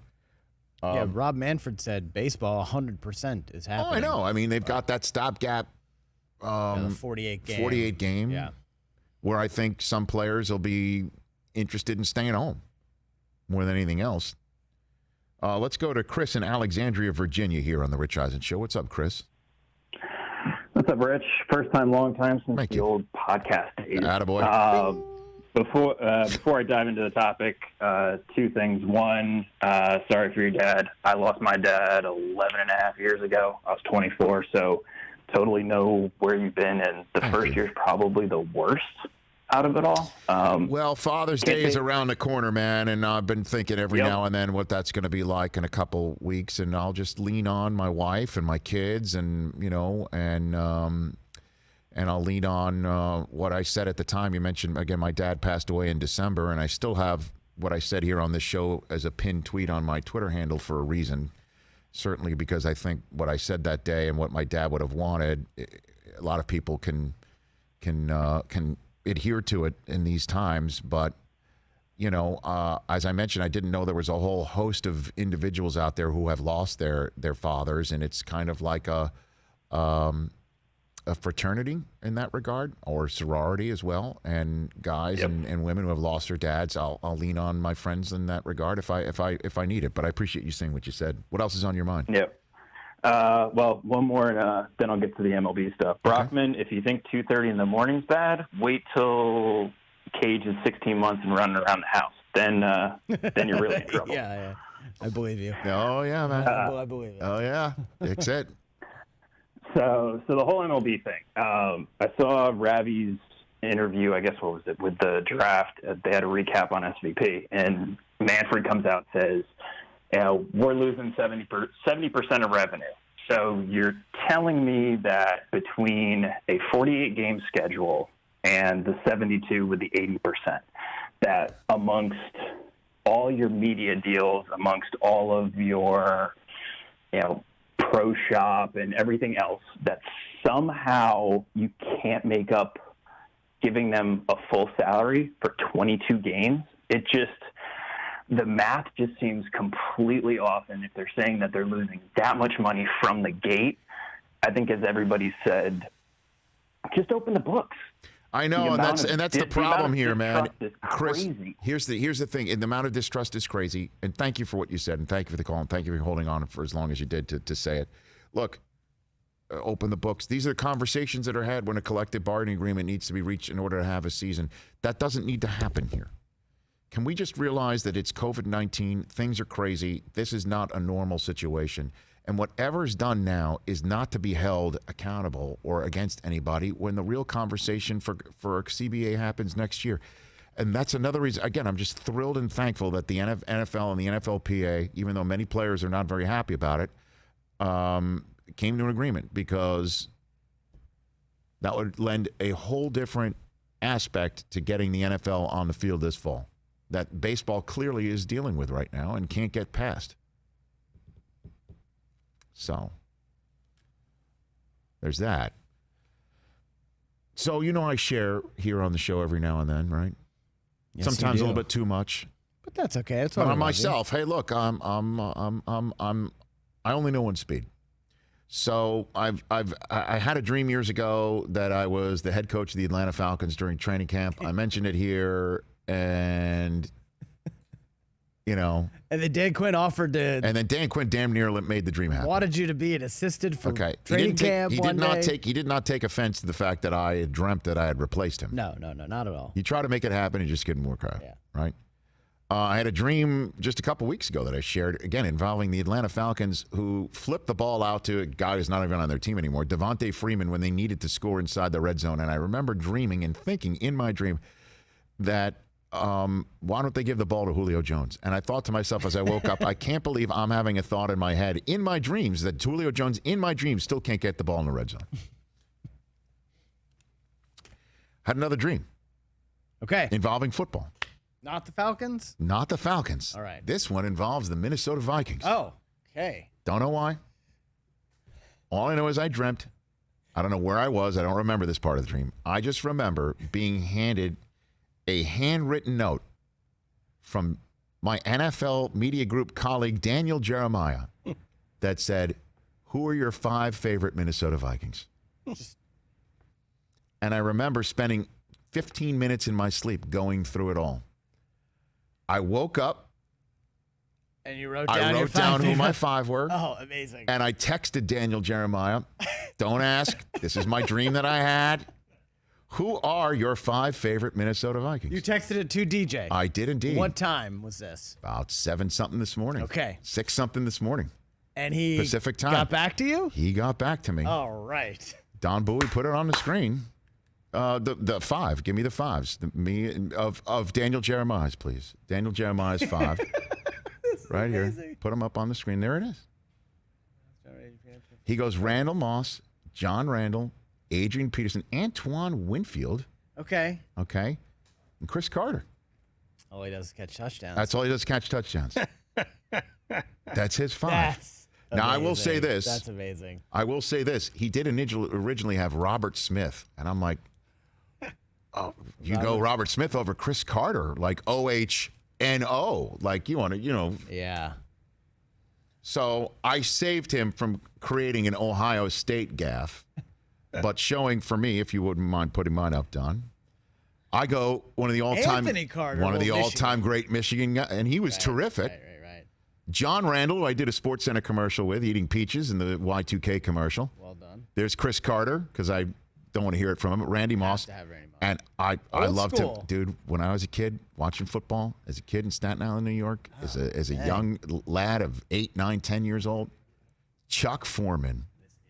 Dude, Chuck, I looked it up this morning. This is amazing. I looked it up this morning. Chuck Foreman was a 5-time Pro Bowler. Wow. Yeah, I was looking at Now, I do have, however, an honorable mention. Ooh. The Okay. Minnesota Viking. Okay. And it's because he's near and dear to NFL Network and NFL pregame show on the road fandom. Ragnar the Viking. You should have Who put. You should Steve have put Ragnar Mariucci on the once list. jumped on board and was the grabbed his biceps. Look at Mooch putting skin on skin with Ragnar. So funny. Jumped on board. And the thing is, because I reached out to all of the NFL Network producers today, I sent out a mass text to Muriano and Wirtz and Greg and Yook, and I'm like, anybody got pictures of Mooch on the bike with motorcycle or Ragnar? Yeah. And I got. Of course. I got a whole Charlie bunch. probably had them all. That was No. It wasn't hysterical. Charlie. It wasn't just Charlie. I think it was Muir. It was Mike. He not only had that, but he had the tweet that NFL Network sent out with that photograph of him on the motorcycle. Do you know who the first response was from that tweet? Who was the person who responded to that tweet that's sitting at the top when you go on Twitter? Was it Ragnar himself? It was not Ragnar himself. Look, it's Mike Del Oh, Tufo. it's Del Tufo. That was because we great. were When you went cracking on up. the motorcycle, We we were were in loving there. it in the TV truck as you rode down the field. Oh, it was hysterical. By the way, and you That's funny. hashtagged Ragnar. Yeah, because he doesn't have Twitter. Wasn't Ragnar? Isn't he an elementary school teacher or something? Oh, that was This is great. kind of a dicey conversation here, because I think Ragnar held out for more money. Yes, And then the got guy fired. he didn't done. get brought back. Yeah, Ragnar lost. his Ragnar's gig. wanted something like $20,000 a game, and I heard about that. Yeah, you're right. that was the end of old Ragnar. Oh, Ragnar was great. So, Ragnar. Okay. who's your 5 favorite Patriots? All right, 5 favorite Patriots off the top of my head. Now, they're going to be more recent because we didn't move to Maine until I was 12. So they're going to be more recent. So off the top of my head, of course, Tom Brady, Gronk, and I'm going to put Willie McGinnis, one of our great friends, Ty Law, who owns Peyton Manning, 4 picks in a playoff game. And I'm going to say I could go old school, Ben Winter Coates, even Drew Bledsoe, first overall pick. But I'm going to go Randy Moss. Also, one of your favorite Vikings, Randy Moss, one of the all-time great Patriots. He had that one great year, of course, 2007. But I'm going to say Randy Moss. Thanks, Mike. There you go. Your Mike's. You had to. For me, Notre Your Dame. favorite New York Giants. No, I'm not a Giants fan. Stop. You're a New York Giant fan, are you? I'm not. Oh, you just hate the He Patriots? hates the Patriots. Honestly, I've been sitting here for 10 years. I thought thought you were a was Giants fan. No, not at all. I'm an anti-Patriots. He's I can just do Notre trolling Dame. other people's favorite teams. I can do Notre You don't Dame. have a favorite NFL team? I've no. Well, I'm you're a I'm Rams. a Rams fan now because I've adopted them. Oh, you are not a Rams fan. How many times you put your season tickets up for sale? I go to more games Come on, than this guy come on, does. Mike. I don't know about I go that. to more No, games no, than no. he does. You I don't know go about with that. your pass that you get from Fox, from Baby Fox. and that I'll you go say, and sit in my seats Okay. after that. I use a pass, but I sit in my seats. I went to 4 or 5 games last year. I don't know about that. I can do Notre Dame for you, though. But Richard Seymour too. I See, mean, you that's can't tough. see- I can't just but pick John, I 5. can do the Giants. I for had you. this dream. What does that mean? What is I miss football that much that Yes. I'm dreaming that Daniel Jeremiah sends me a note. Who are your 5 favorite Minnesota Vikings? Yeah, you miss. See, this is kind of like Mount Rushmore +1. I do love that. This is a great game. It is a great game. It's a great game. I can't believe that part of this, a couple things that I learned. You were the first one to respond to NFL Network's tweet of Mooch riding a motorcycle with Ragnar. I was crying That's in the number truck one. for And that. then number We 2, were though, doing that. I thought you were a diehard Giant fan from New No. Jersey. You No, root no, for the no, New no, York no, no. Football Giants because every single time he talks about Eli Manning, you go in his face like you're a diehard I Giant bet when fan. they played Denver, I bet against the Giants back then. Like when I was a gambling guy like Brockman is today. You didn't know that, Rich? I mean, I'm friends with a couple did not people know work that. You for could him, knock me over with the old proverbial feather. but it is fun when the Giants beat the Patriots in the Super Bowl. So do your top 5 Notre Dame players. Brown, Theismann, Montana, Horning, and Bettis. Bettis would be 2. Montana Like would be Horning, 1. you weren't even alive yet. I know. My father loved him. Rest in peace. I loved Horning. Where's Rudy? How come Rudy didn't crack your top 5? Where's Rudy?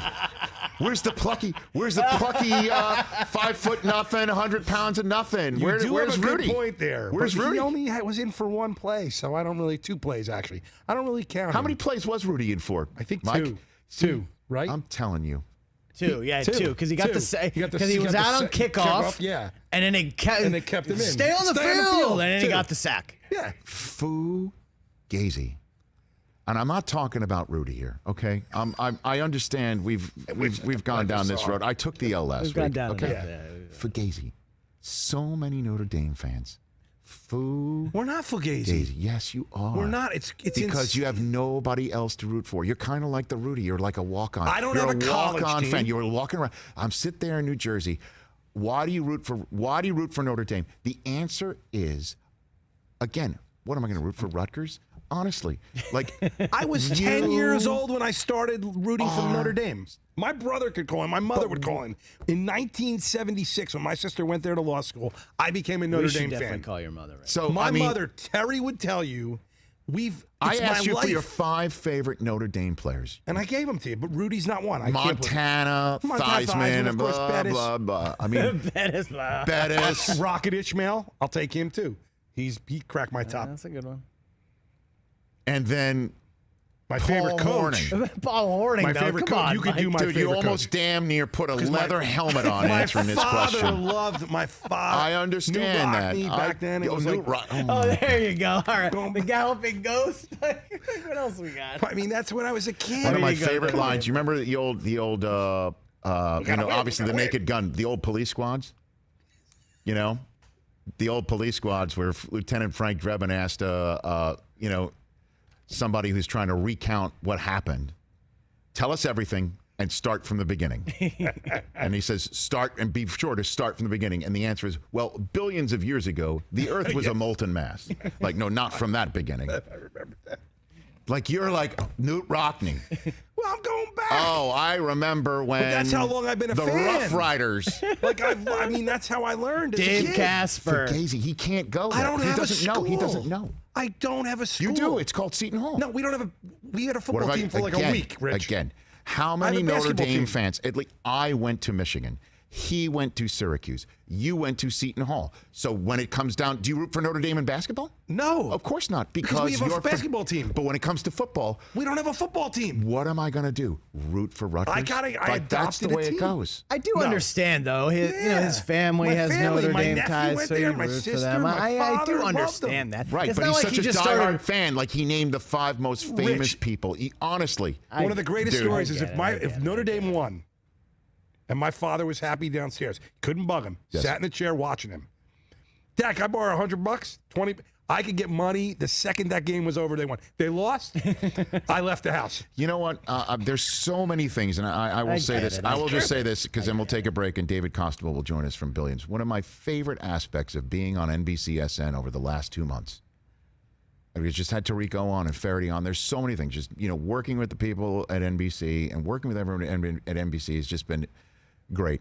But truly, I think my most favorite aspect of it has been me slagging on Notre Dame, on the home of Notre Dame football. Yeah, not on getting the network. any brushback from No, that. no brush. They're like, go ahead, be yourself, which I appreciate.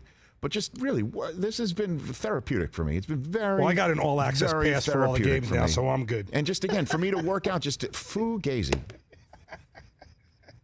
I rooted for Michigan. I didn't have a college growing up, but I didn't go down this Who road. did you- I didn't as go a- here. I didn't go to Notre Dame. I knew so I was I'm not never going going to to root for go Notre to Dame because I didn't go all to right, Notre Dame. If I went to a school that had, I would have changed. My dad went to Brooklyn College. I didn't have anybody. You should I like wasn't rooting for Fordham. Brooklyn College You could have football. gone to Fordham. Pace We're like football, Oxford. Pace University. Like I didn't have that. So, Hofstra. so Hofstra. I didn't go down the Notre Dame road Thank you, because what brother. else do I have? No, I waited out. So growing up, you didn't have a college team? No, I didn't. I didn't go down the road just because Rudy was a walk-on. Fugazi. Oh, I feel so good. David Costabile of Billions will be joining us when we come back. Also, of Breaking Bad. Fantastic. David, when we come back.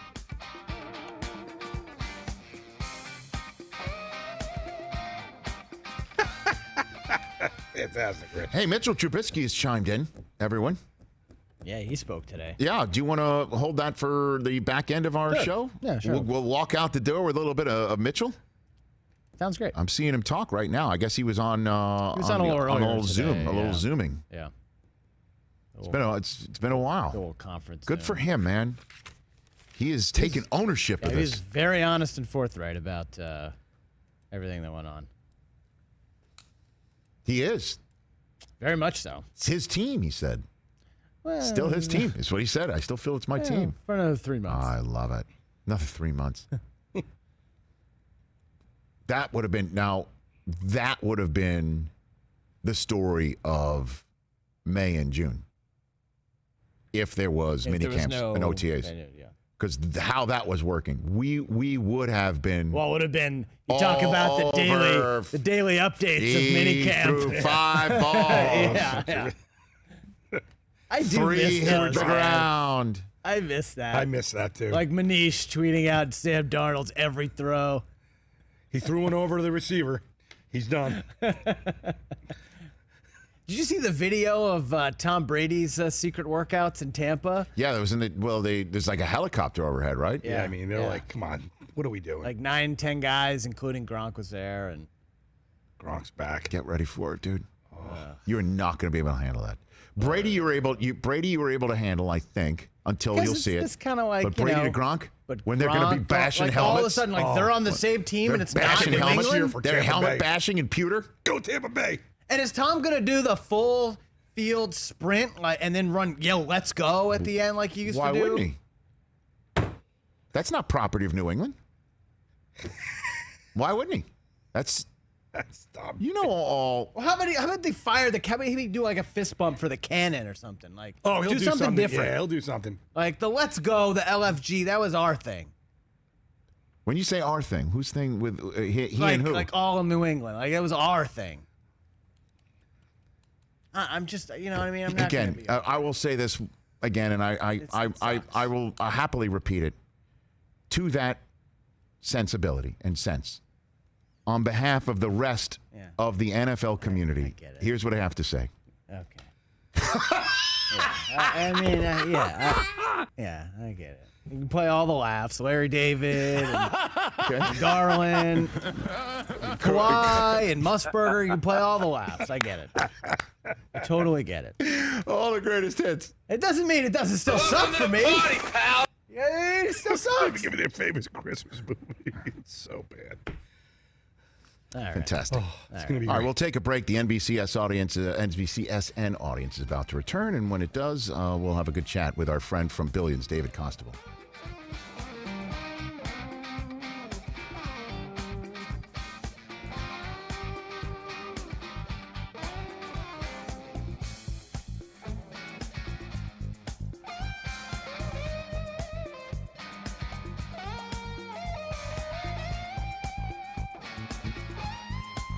Podcast One is how you can catch our podcast every single day. Listen to us on demand, podcastone.com/Rich Eisen.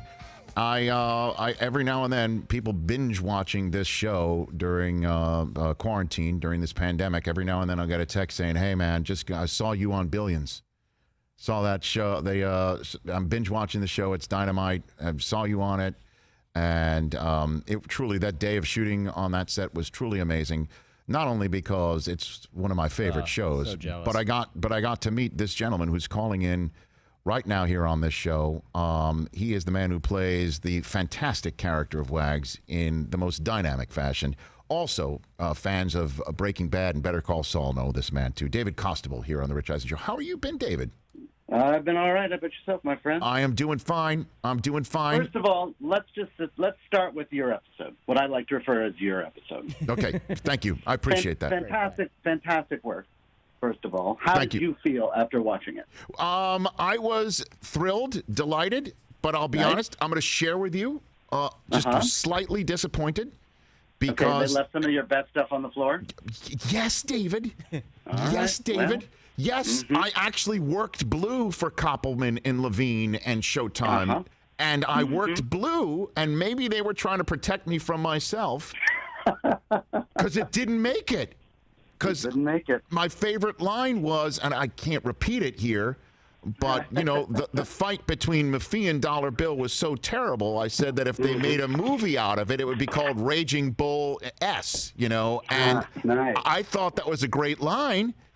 Yeah. And you tell me, you've probably been on the business end of this. Brian Koppelman comes up, laughs, great job, that was hilarious. Doesn't use it. You know what I'm saying? What happened, David? Isn't it? It's rough. Now you know what it's really like to be on Billions, my friends. So that when people are coming up to you and they're just like, "That was fantastic," and you're like, "Yeah, but you can't even imagine how great it was. It was twice as good as what you saw." Oh man, when you get a script and you see what they have coming out of your mouth as Wags, what is your reaction, David? I mean, usually I laugh. I think I've only ever twice been. I think once in the second season, which I know I cannot say on this program. Yes. It was really just like, wow. I'm going to say that, but I get to say all the best stuff there is. Like nobody gets I get all the juiciest tidbits there are. So it's fantastic. It's like a kid in a candy store. Well, I mean, you fit right in the role, David. Thank you. And having met you in person, you're kind of nothing like the guy, David. Well, when we started, that is true. When we started, when we did the pilot, the character was the complete opposite. I was supposed to be an Upper East Side wasp who was like the quiet man behind the man. And then we shot the pilot, and they saw it, and they were just like, no. They cut everything I did, and then they were just like, we've got to go complete opposite. No kidding. And I'll tell you, because I knew that Brian and David had created the show, I never would have been cast in that role. Nobody but them knew that I could do this and knew that I could turn on a dime, and they're just like, just attack. This is attack dog. And I was just like, I can attack. And so all of that sublimated rage, it just gets to come right out and not sublimated anymore, baby. It's just out. Well, I mean, so it's amazing. So your original character of Wags was supposed to be the exact opposite of who you are currently playing. Like Tom Hagen-y. Yes. The little Godfather phrase. Okay. Just nice and even keeled behind the scenes, sort of consigliere to somebody of Axelrod's id, and instead you're just the exact complete opposite. Now, isn't that amazing? Your character this season is disappointed because one of your children has found religion, and another one, the pole, it's been described on this program. That is correct. That is correct, my friend. He's a sad excuse for a father, let's just say. I don't know if you would want him as your dad. No, but it's funny because you would want him as your drinking buddy, but maybe not your dad. Definitely not. David Costabile here on the Rich Eisen Show, and because again, when we met and we were chit chatting behind the scenes, you couldn't have been nicer. And that's the one thing I took from the entire. No, honestly, the entire. It just seemed like everybody got along, and it was just a fun day, a very long day, but a fun day. And I asked to take a photograph with you, and you smiled. And then I said, "Can you give me your best Wags?" And then you completely changed and flipped the middle finger at the camera. And right now we're showing the split screen. I guess we're seeing the regular you, and then on the right the Wags you. Wags, and that's the switch that you were talking about that you could flip right there. Oh yeah. He lives deep inside me. He's all the way in there. When he comes out. Are you modeling after anybody that you've met? How exciting! I mean, for me, I will also say I got to meet the heavyweight champion of the world. That's right. Yes. That was I rarely get starstruck, and I actually, it was the person who does my makeup, the woman, she was like, go up and talk to him, because for weeks I'd been talking about seeing Deontay, and she was just like, go and see him, go and say hi. And I was like, I can't. It's the world champion. I can't. It's the heavyweight champion of the world. The funny thing is, David, is that scene was shot in January of 2019, and it was mere days, I think, or weeks after Wilder put Fury on the canvas here in Los Angeles. Yeah. And it seemed like Fury got way more than 10 seconds to get up off the canvas. Yes. And the director of this episode, who's standing next to Deontay Wilder in this photograph, not Axelrod, obviously, not Damian Lewis, but he, like Damian Lewis, a Brit. I forget his name, escapes me. Colin Buxton. Yes, I mentioned to him that Fury might have gotten some extra seconds, and he was really pissed at me about even mentioning that in that conversation. Yes. Well, it's also strange. Like in our company, there's a very large number of us are big boxing fans, which you don't find every day. You don't find a whole group of people who really love boxing. So, but we talk about it all the time and watch the fights together, and it's incredible. I mean, I love it. I love boxing since I was a kid. So I used to watch, Ali with my dad when, you could watch it on ABC. Like it was on And then growing up, Sugar Ray and Tommy Hearns and Hagler. So where are you from originally? Do you have I'm from D.C. You're from D.C. originally. So do you have any teams from D.C. that are your teams, David? That yeah, of course. Like I'm such a but only the losingest squads possible. I traded what formerly the Bullets for the Knicks when I moved to New York. Oh, my because word. I was like, I'm going to, of course, I'm going to keep the Washington football team. I'm going to keep them, which since the 80s, how has that served me? And I was going to keep the Orioles, which has also literally not served me at all. It is a tragedy of the highest order. Well, it's a good thing that your career is making up for it, David. My sports choice. Well, I mean, you take a look at the shows you've been in, the current one, Billions. Also, you look at the rest of your career, The Wire, Damages, Breaking Bad, and Better Call Saul. That is a hell of a hit list. What was your experience like on the set of Breaking Bad, David? Well, before I got the I had been watching the show from the very beginning, and I was mightily intimidated by walking onto the set of this television show that I just loved. So I was terrified I was going to mess it up.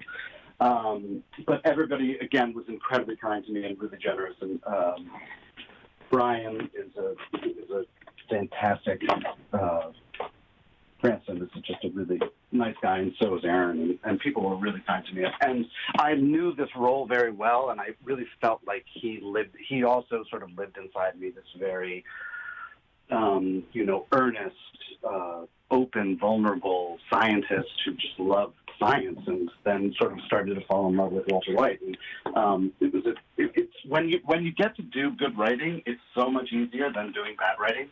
And that was spectacular writing to work on, and on some level it was incredibly easy. You really just had to get out of the way and let the writing come forward. Well, I think, we've had some of your colleagues from that show we've been fortunate to have here on the show. Giancarlo Esposito came on and said a couple of times he said he had to take a moment after some of his scenes, that it just absolutely drained him emotionally and took something out of him. He needed a moment. Did that ever happen to you on that set? Yeah, when Aaron killed me, that was really, spoiler alert, by the way.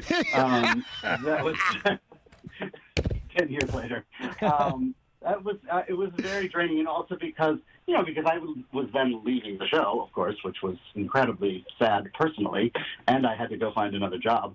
But also just that, you love the character, and to watch these two people who, neither of them wanted it to happen, and it happened, and it was a very draining moment. And Vince directed that episode, and so we were all feeling it at the same amount, I think. Well, I mean, it's good that you, your character was reincarnated on Better Call Saul on the prequel. In the scene that you were in, did you have to memorize the entire periodic table of elements? I think they gave me something like 6 days to memorize that godforsaken song. It's so hard. I sat and I probably went over it 1,000 times. And it's just now it's just in there. Like, you can't get it out. Like, you can't get it out of your head because you can't. I also knew that walking into the set, I was going to have to be doing a chemistry experiment while I was singing the song, and I had to look like I was an expert at both. And I am surprisingly not a chemist, and so I was improvising a chemistry experiment that had to look believably like a chemistry experiment and sing the song. So it was, I almost went mad learning it, but I did learn it. Would you, like right now, be able to, if I tested you on the periodic? Ammonia, arsenic, aluminum, selenium, hydrogen, and oxygen, and nitrogen, and helium, neodymium, neptune, and uranium, iron, emery, uranium. There you go. Okay, so I could have gone on. No. I mean, my gosh. No, I was just going to ask you what the symbol for boron was. I mean, literally, was all I was going to do, but but you went the extra mile. So before I let you go, I mean, talk about a gut punch. For some, this is the last episode of Billions until you can shoot more. This is the last episode you shot before the pandemic hit. Is that correct? That's airing Sunday night? It is indeed, and I directed this episode. No kidding. Okay. It is in fact. Fantastic. So now you get to judge me on 2 fronts. Okay, so did you go up to somebody and say great stuff, and then it hits the cutting room floor, David? Did you do that to somebody this week? I did not. However, I am not the last person in the editing chain. You may know about this, so that there have been, in fact, there may be, in fact, some people that may have had that experience, not due to my own cutting methods, but people who are higher than me on the chain of cutting. So what is it like being a colleague of, say, Paul Giamatti, and now suddenly going up to him saying, why don't you try it this way? How does that work? I mean, it's there wasn't one actor on the show who wasn't totally down with me being coming up to them and engaging with them and talking with them. I think my own experience, having worked with many kinds of directors, that often actors who have become directors know how to speak in a way that is that you don't have to translate. Sometimes you'll get a director that will give you a note and you have to translate what they really mean into something that you can play or do. And I think for me it was easier on that level to walk up to them and really give them something that I knew that they could go forward with without having to translate it or having to sort of try to figure out what I really meant.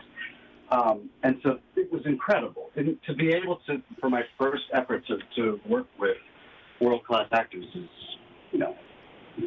nobody gets that opportunity. Well, I love the show, and it's great. You are awesome in it. So is everybody else, man. I'm crestfallen that this is going to be the last new one until we can get through all this and get back to work. But there will be more. I love it. Last one for you. Who, other than yours, is your favorite character on the show?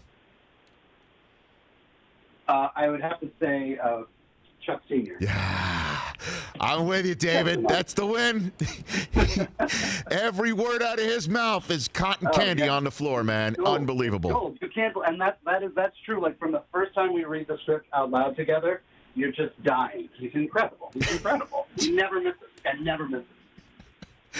I am with you, and you are 1A to his 1B or 1B to his 1A, man. Thank you very much. It's great chatting with you, great reconnecting with you, and let's chat again soon, David. Be well. Will do. Take care. It's David Costabile right here. The best. Chuck Sr. and Wags. 1A, 1B, kind of depends on what episode it is. They're the best. So I'll say that. I don't care. So I direct messaged Brian Koppelman, one of the creators and producers and writers, saying, hey, I'm having David Costabile on tomorrow. Is it true, like, that this is the last one that we're getting until you can shoot more? Yeah. And he goes, yeah, we announced that at the beginning of the season. It's all written, though. So I wrote him, I'm like, I can only hope that we find a kidney for Chuck Sr. so we can get him off his feet and he can have a non-regarding Henry-like comeback. Remember Regarding Henry? Where Harrison Ford played a guy who was a real SOB, and then he had and then he has a new lease on life. The new lease on life. I don't want him to have a new lease on life. No, I want him to have he's not a nice guy. So all he wrote back was, I can't tell you anything. Whoa. Okay then. He wouldn't even say stay tuned or whatever. Can't tell you anything. Hey. I know. It's exciting, though. I know it's exciting. It's also disappointing. Yeah. 844-204-RICH is the number to dial. We will take your phone calls. Mitchell Trubisky has spoken about his, what do we call it, depth chart situation.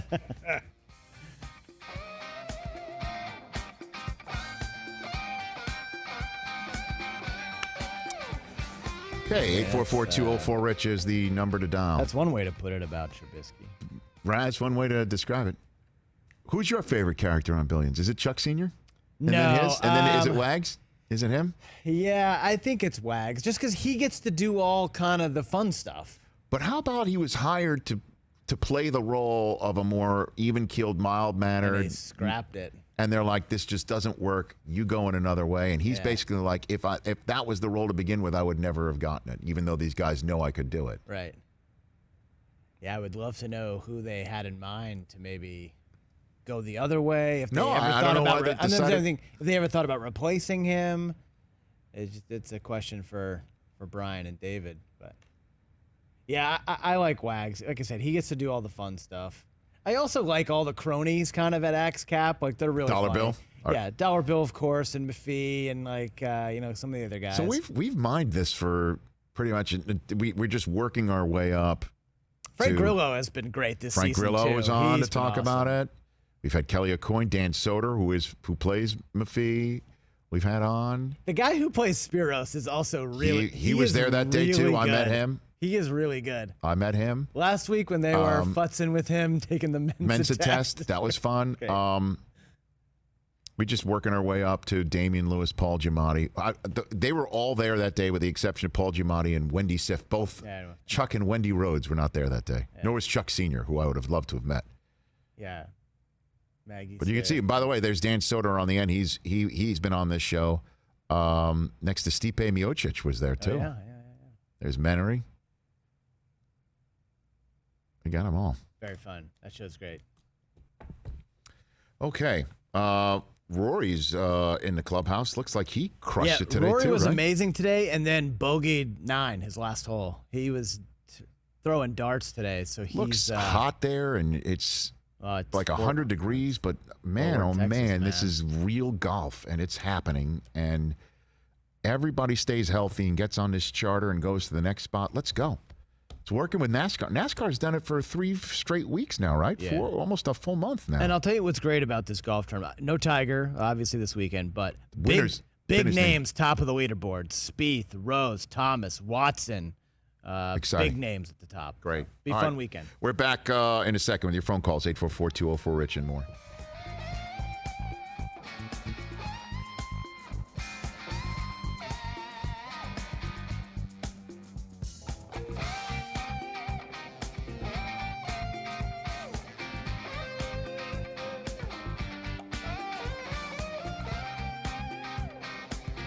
(844-204-RICH) number to dial. We will take your phone calls in a moment. Mitchell Trubisky spoke today. Was he on like a media Zoom of some sort? Yeah, he did a conference call Zoom today with. All righty. My colleague Stacey Dales, who is as terrific as they come from the NFL Media Group. I mean, she's based in Chicago. She is as locked in on the Bears. You want to know anything about the Bears for sure? Bears. Reach out and follow Stacey Dales on Twitter. Trubisky on not getting fifth-year option says, quote, "It wasn't really a big surprise to me. I kind of felt like I had it coming." And I'm assuming he doesn't feel like he had the fifth-year option coming. I felt like I had it coming in terms of this not going his way. Yeah, like he didn't earn it, I think is kind of what he was getting at. He didn't earn it. On the quarterback competition, quote, "I think because it's a small sample size, that advantage goes to me just because I've been the starter here the last 2 years. These are my guys, my teammates, guys I've built super strong relationships with over the last 2 years. But at the end of the day, it comes to on-field performance. I think we both know that, we being the man on the right side of your screen, Nick Foles. So when it comes down to getting on the field in training camp and competing against our defense, we just want to go out there and be a better offense. I think whatever happens in the practices and preseason games, whatever the sample size is, I think that will determine it. I'm excited for the process. I know it'll be good, healthy competition with all the guys in our room. We're going to push each other and make our team better. If you sit there and you think, yeah, right, Foles is exactly the type of guy you want to have here. He will push Trubisky, and it will not be awkward in that room. That's my sense of it. Foles is a lead pipe wielding professional and a human being of the first variety. Then he also said on the trade for Foles, quote, "It was kind of interesting to me, but that's the business that we're in. I was kind of pissed off in a good way. I've been motivated since our season ended last year. I didn't feel like it went the way that we wanted to. We left a lot out there, but I'm excited for this year. I feel like it's going to be a good competition." What interesting is, I think he's saying the right things. If this was a Mad Lib, I don't think that would be the word that you would put in there interesting to describe. Yeah, interesting. It's interesting to me that they brought in somebody who's a Super Bowl MVP and who, when given an opportunity, has gone the entire distance in a manner in which few have ever done. Interesting. But if you're a Bears fan, don't you want to hear him say all these things? Oh, he's saying the right things. Of course. I mean, like, what's the guy going to say? And the problem for him is that, you know, all he wants to do is get on the field and prove it, and the guy can't get on the field. No one's going to get on the field. Who the hell knows what the training camp's going to look like? Nobody knows. I mean, you heard the frustration. We played the soundbite from John Harbaugh on our buddy Jason Lockenforth's show earlier. I mean, nobody knows what it's going to look like. I mean, and who's else is going to be out on the field and when and how many. I mean, it's, hey, your job's on the line. You didn't get any sort of contractual certainty, and you're going to have to prove it on the field, and we just don't know when you're going to get on the field. They're already talking about the preseason being shortened. Thank goodness for that. 2 games, yeah. Nobody knows. So I feel for him in that regard, but pissed off in a good way. We had Matt Nagy on saying that, Trubisky's problem was not turning a bad play into a worse play. Turning a bad play into a good play and a good play into a great play. Like, that was the issue of, like, it seemed like he had trouble turning the page whenever something went wrong. Right. So I kind of asked him, well, then getting somebody else for somebody who can't turn the page when some adversity hits, I mean, how's that going to work? And he basically said it's going to have to. Right? God, NFL, not for long. Got no choice. Because you're getting somebody who knows how to take the opportunity and run with it to a podium and into immortality, to be one of only a few dozen individuals named as the most valuable player of the most valuable single game in American sports. Right? It's a short list. Did I put too fine a point on it, or? But this is part of the stuff he's going to say. I mean, what's he going to come out and say? Foles, get out of here. Or Nagy totally doesn't want to coach me, as Michael Wilbon flat out said when he came on the show a few weeks ago. Yeah. Nagy's given up on me and Pace has given up on me. I'll show them. He's not going to say that. He said about basically all he can say. Yeah, just say the right things and you do your best. Our friend Manny in El Paso, Texas is back here on the show. A frequent caller into the Rich Eisen Show. How are you on this Friday, Manny? Just as good as hopefully you guys are. Hanging in there. So, thank you very much. Gentlemen, we're on the point of history. Bubba Wallace raced his heart out on Wednesday. He kept that car on the lead lap, never dropped below 15th, finished 11th, fighting Jimmy Johnson for 10th on that last lap. So that concludes to me saying that you, Mr. Eisen, are good luck for NASCAR drivers. So you're going to be getting calls from other drivers. Yeah, you know what? That's right. I appreciate it. So you're saying the old Rich Eisen Show bump that we've shown off on occasion is or it could just be the, as Steven Jackson said, karma. It's good karma. Exactly. I hope to see your logo, the Rich Eisen Show logo, on our race car soon, if that's the case. I appreciate that. I want to jump down a little bit of history. I'm sorry. December 1st, 1963, was Wendell Scott's, the Jackie Robinson NASCAR. He had gotten his only win at Speedway Park in Jacksonville, Florida, but it wasn't without controversy. He won that race, but they flagged Buck Baker, who was in second place, and they declared him the winner. The media at the time, of course, the people at the time, didn't give the trophy to Mr. Wendell Scott until a day later, just so they don't take his picture with the winner's circle queen, and so they don't put his name in the paper that he won a race. So they gave it to him secretly a day later. Didn't know the story. So he didn't even get to celebrate it. Manny? Now the thing is, the Confederate flag and that truck driver, Rick Cursorelli, I was telling Adam, that, like you said yesterday, that guy's a schnook. There's your definition of a schnook right there. Well, look, man, thanks for the call, Manny. I'm surprised we didn't hear more about Ray yesterday. I thought that he was about to have his 15 minutes of fame. Let's go to Dan in Atlanta, Georgia. You're here on the Rich Eisen Show. What's up, Dan? It's Don, sir. I'm sorry, Don. My glasses aren't. I need a little bit more of a clean. You got it.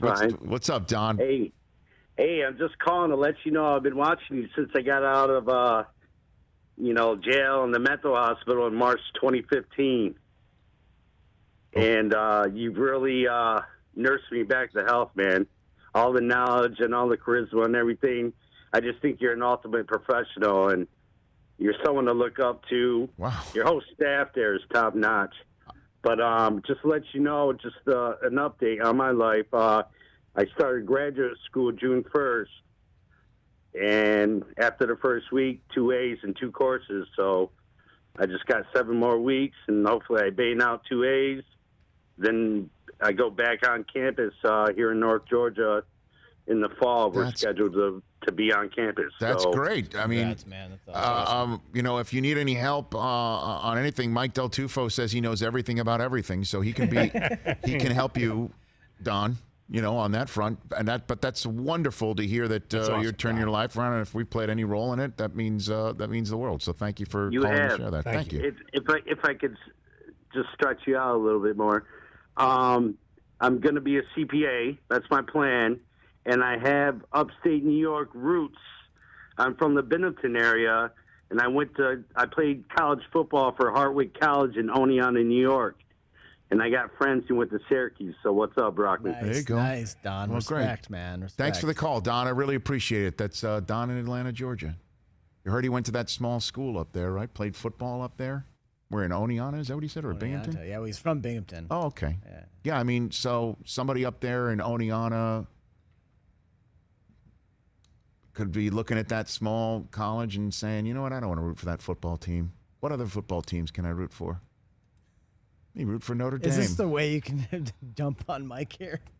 Yeah, so I'm going to jump on Mike. I think Don would appreciate it. That's how you're going. Probably everybody in upstate or Western New York would go for Syracuse, right? I mean, UB Buffalo does have a college football team. Okay. That's what Khalil Mack went to UB. So, yes, he did. So I mean, but they're split. Yes, he did. Yeah. He sure did. They have a school. Oh, close to them up there. They have multiple schools. I can't believe you didn't ask me for my 5 favorite New York Jets.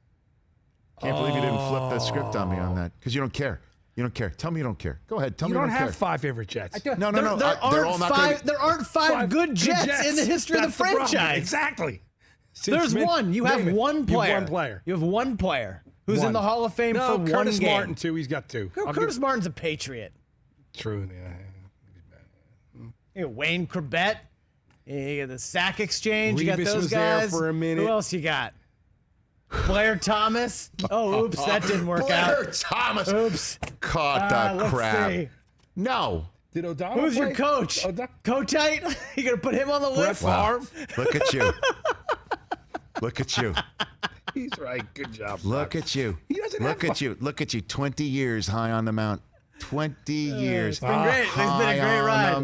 It's been a great ride. It's been great up here. Now, It's been great. Now, get it all in Oh, my before God. it's Stidham's back in the Super Bowl for the Patriots. Before it's Stid's turn. Get it all out. I'm telling you, Get they're it going to be all back in out. the playoffs. And Get it all out of your system. He's going to have another run.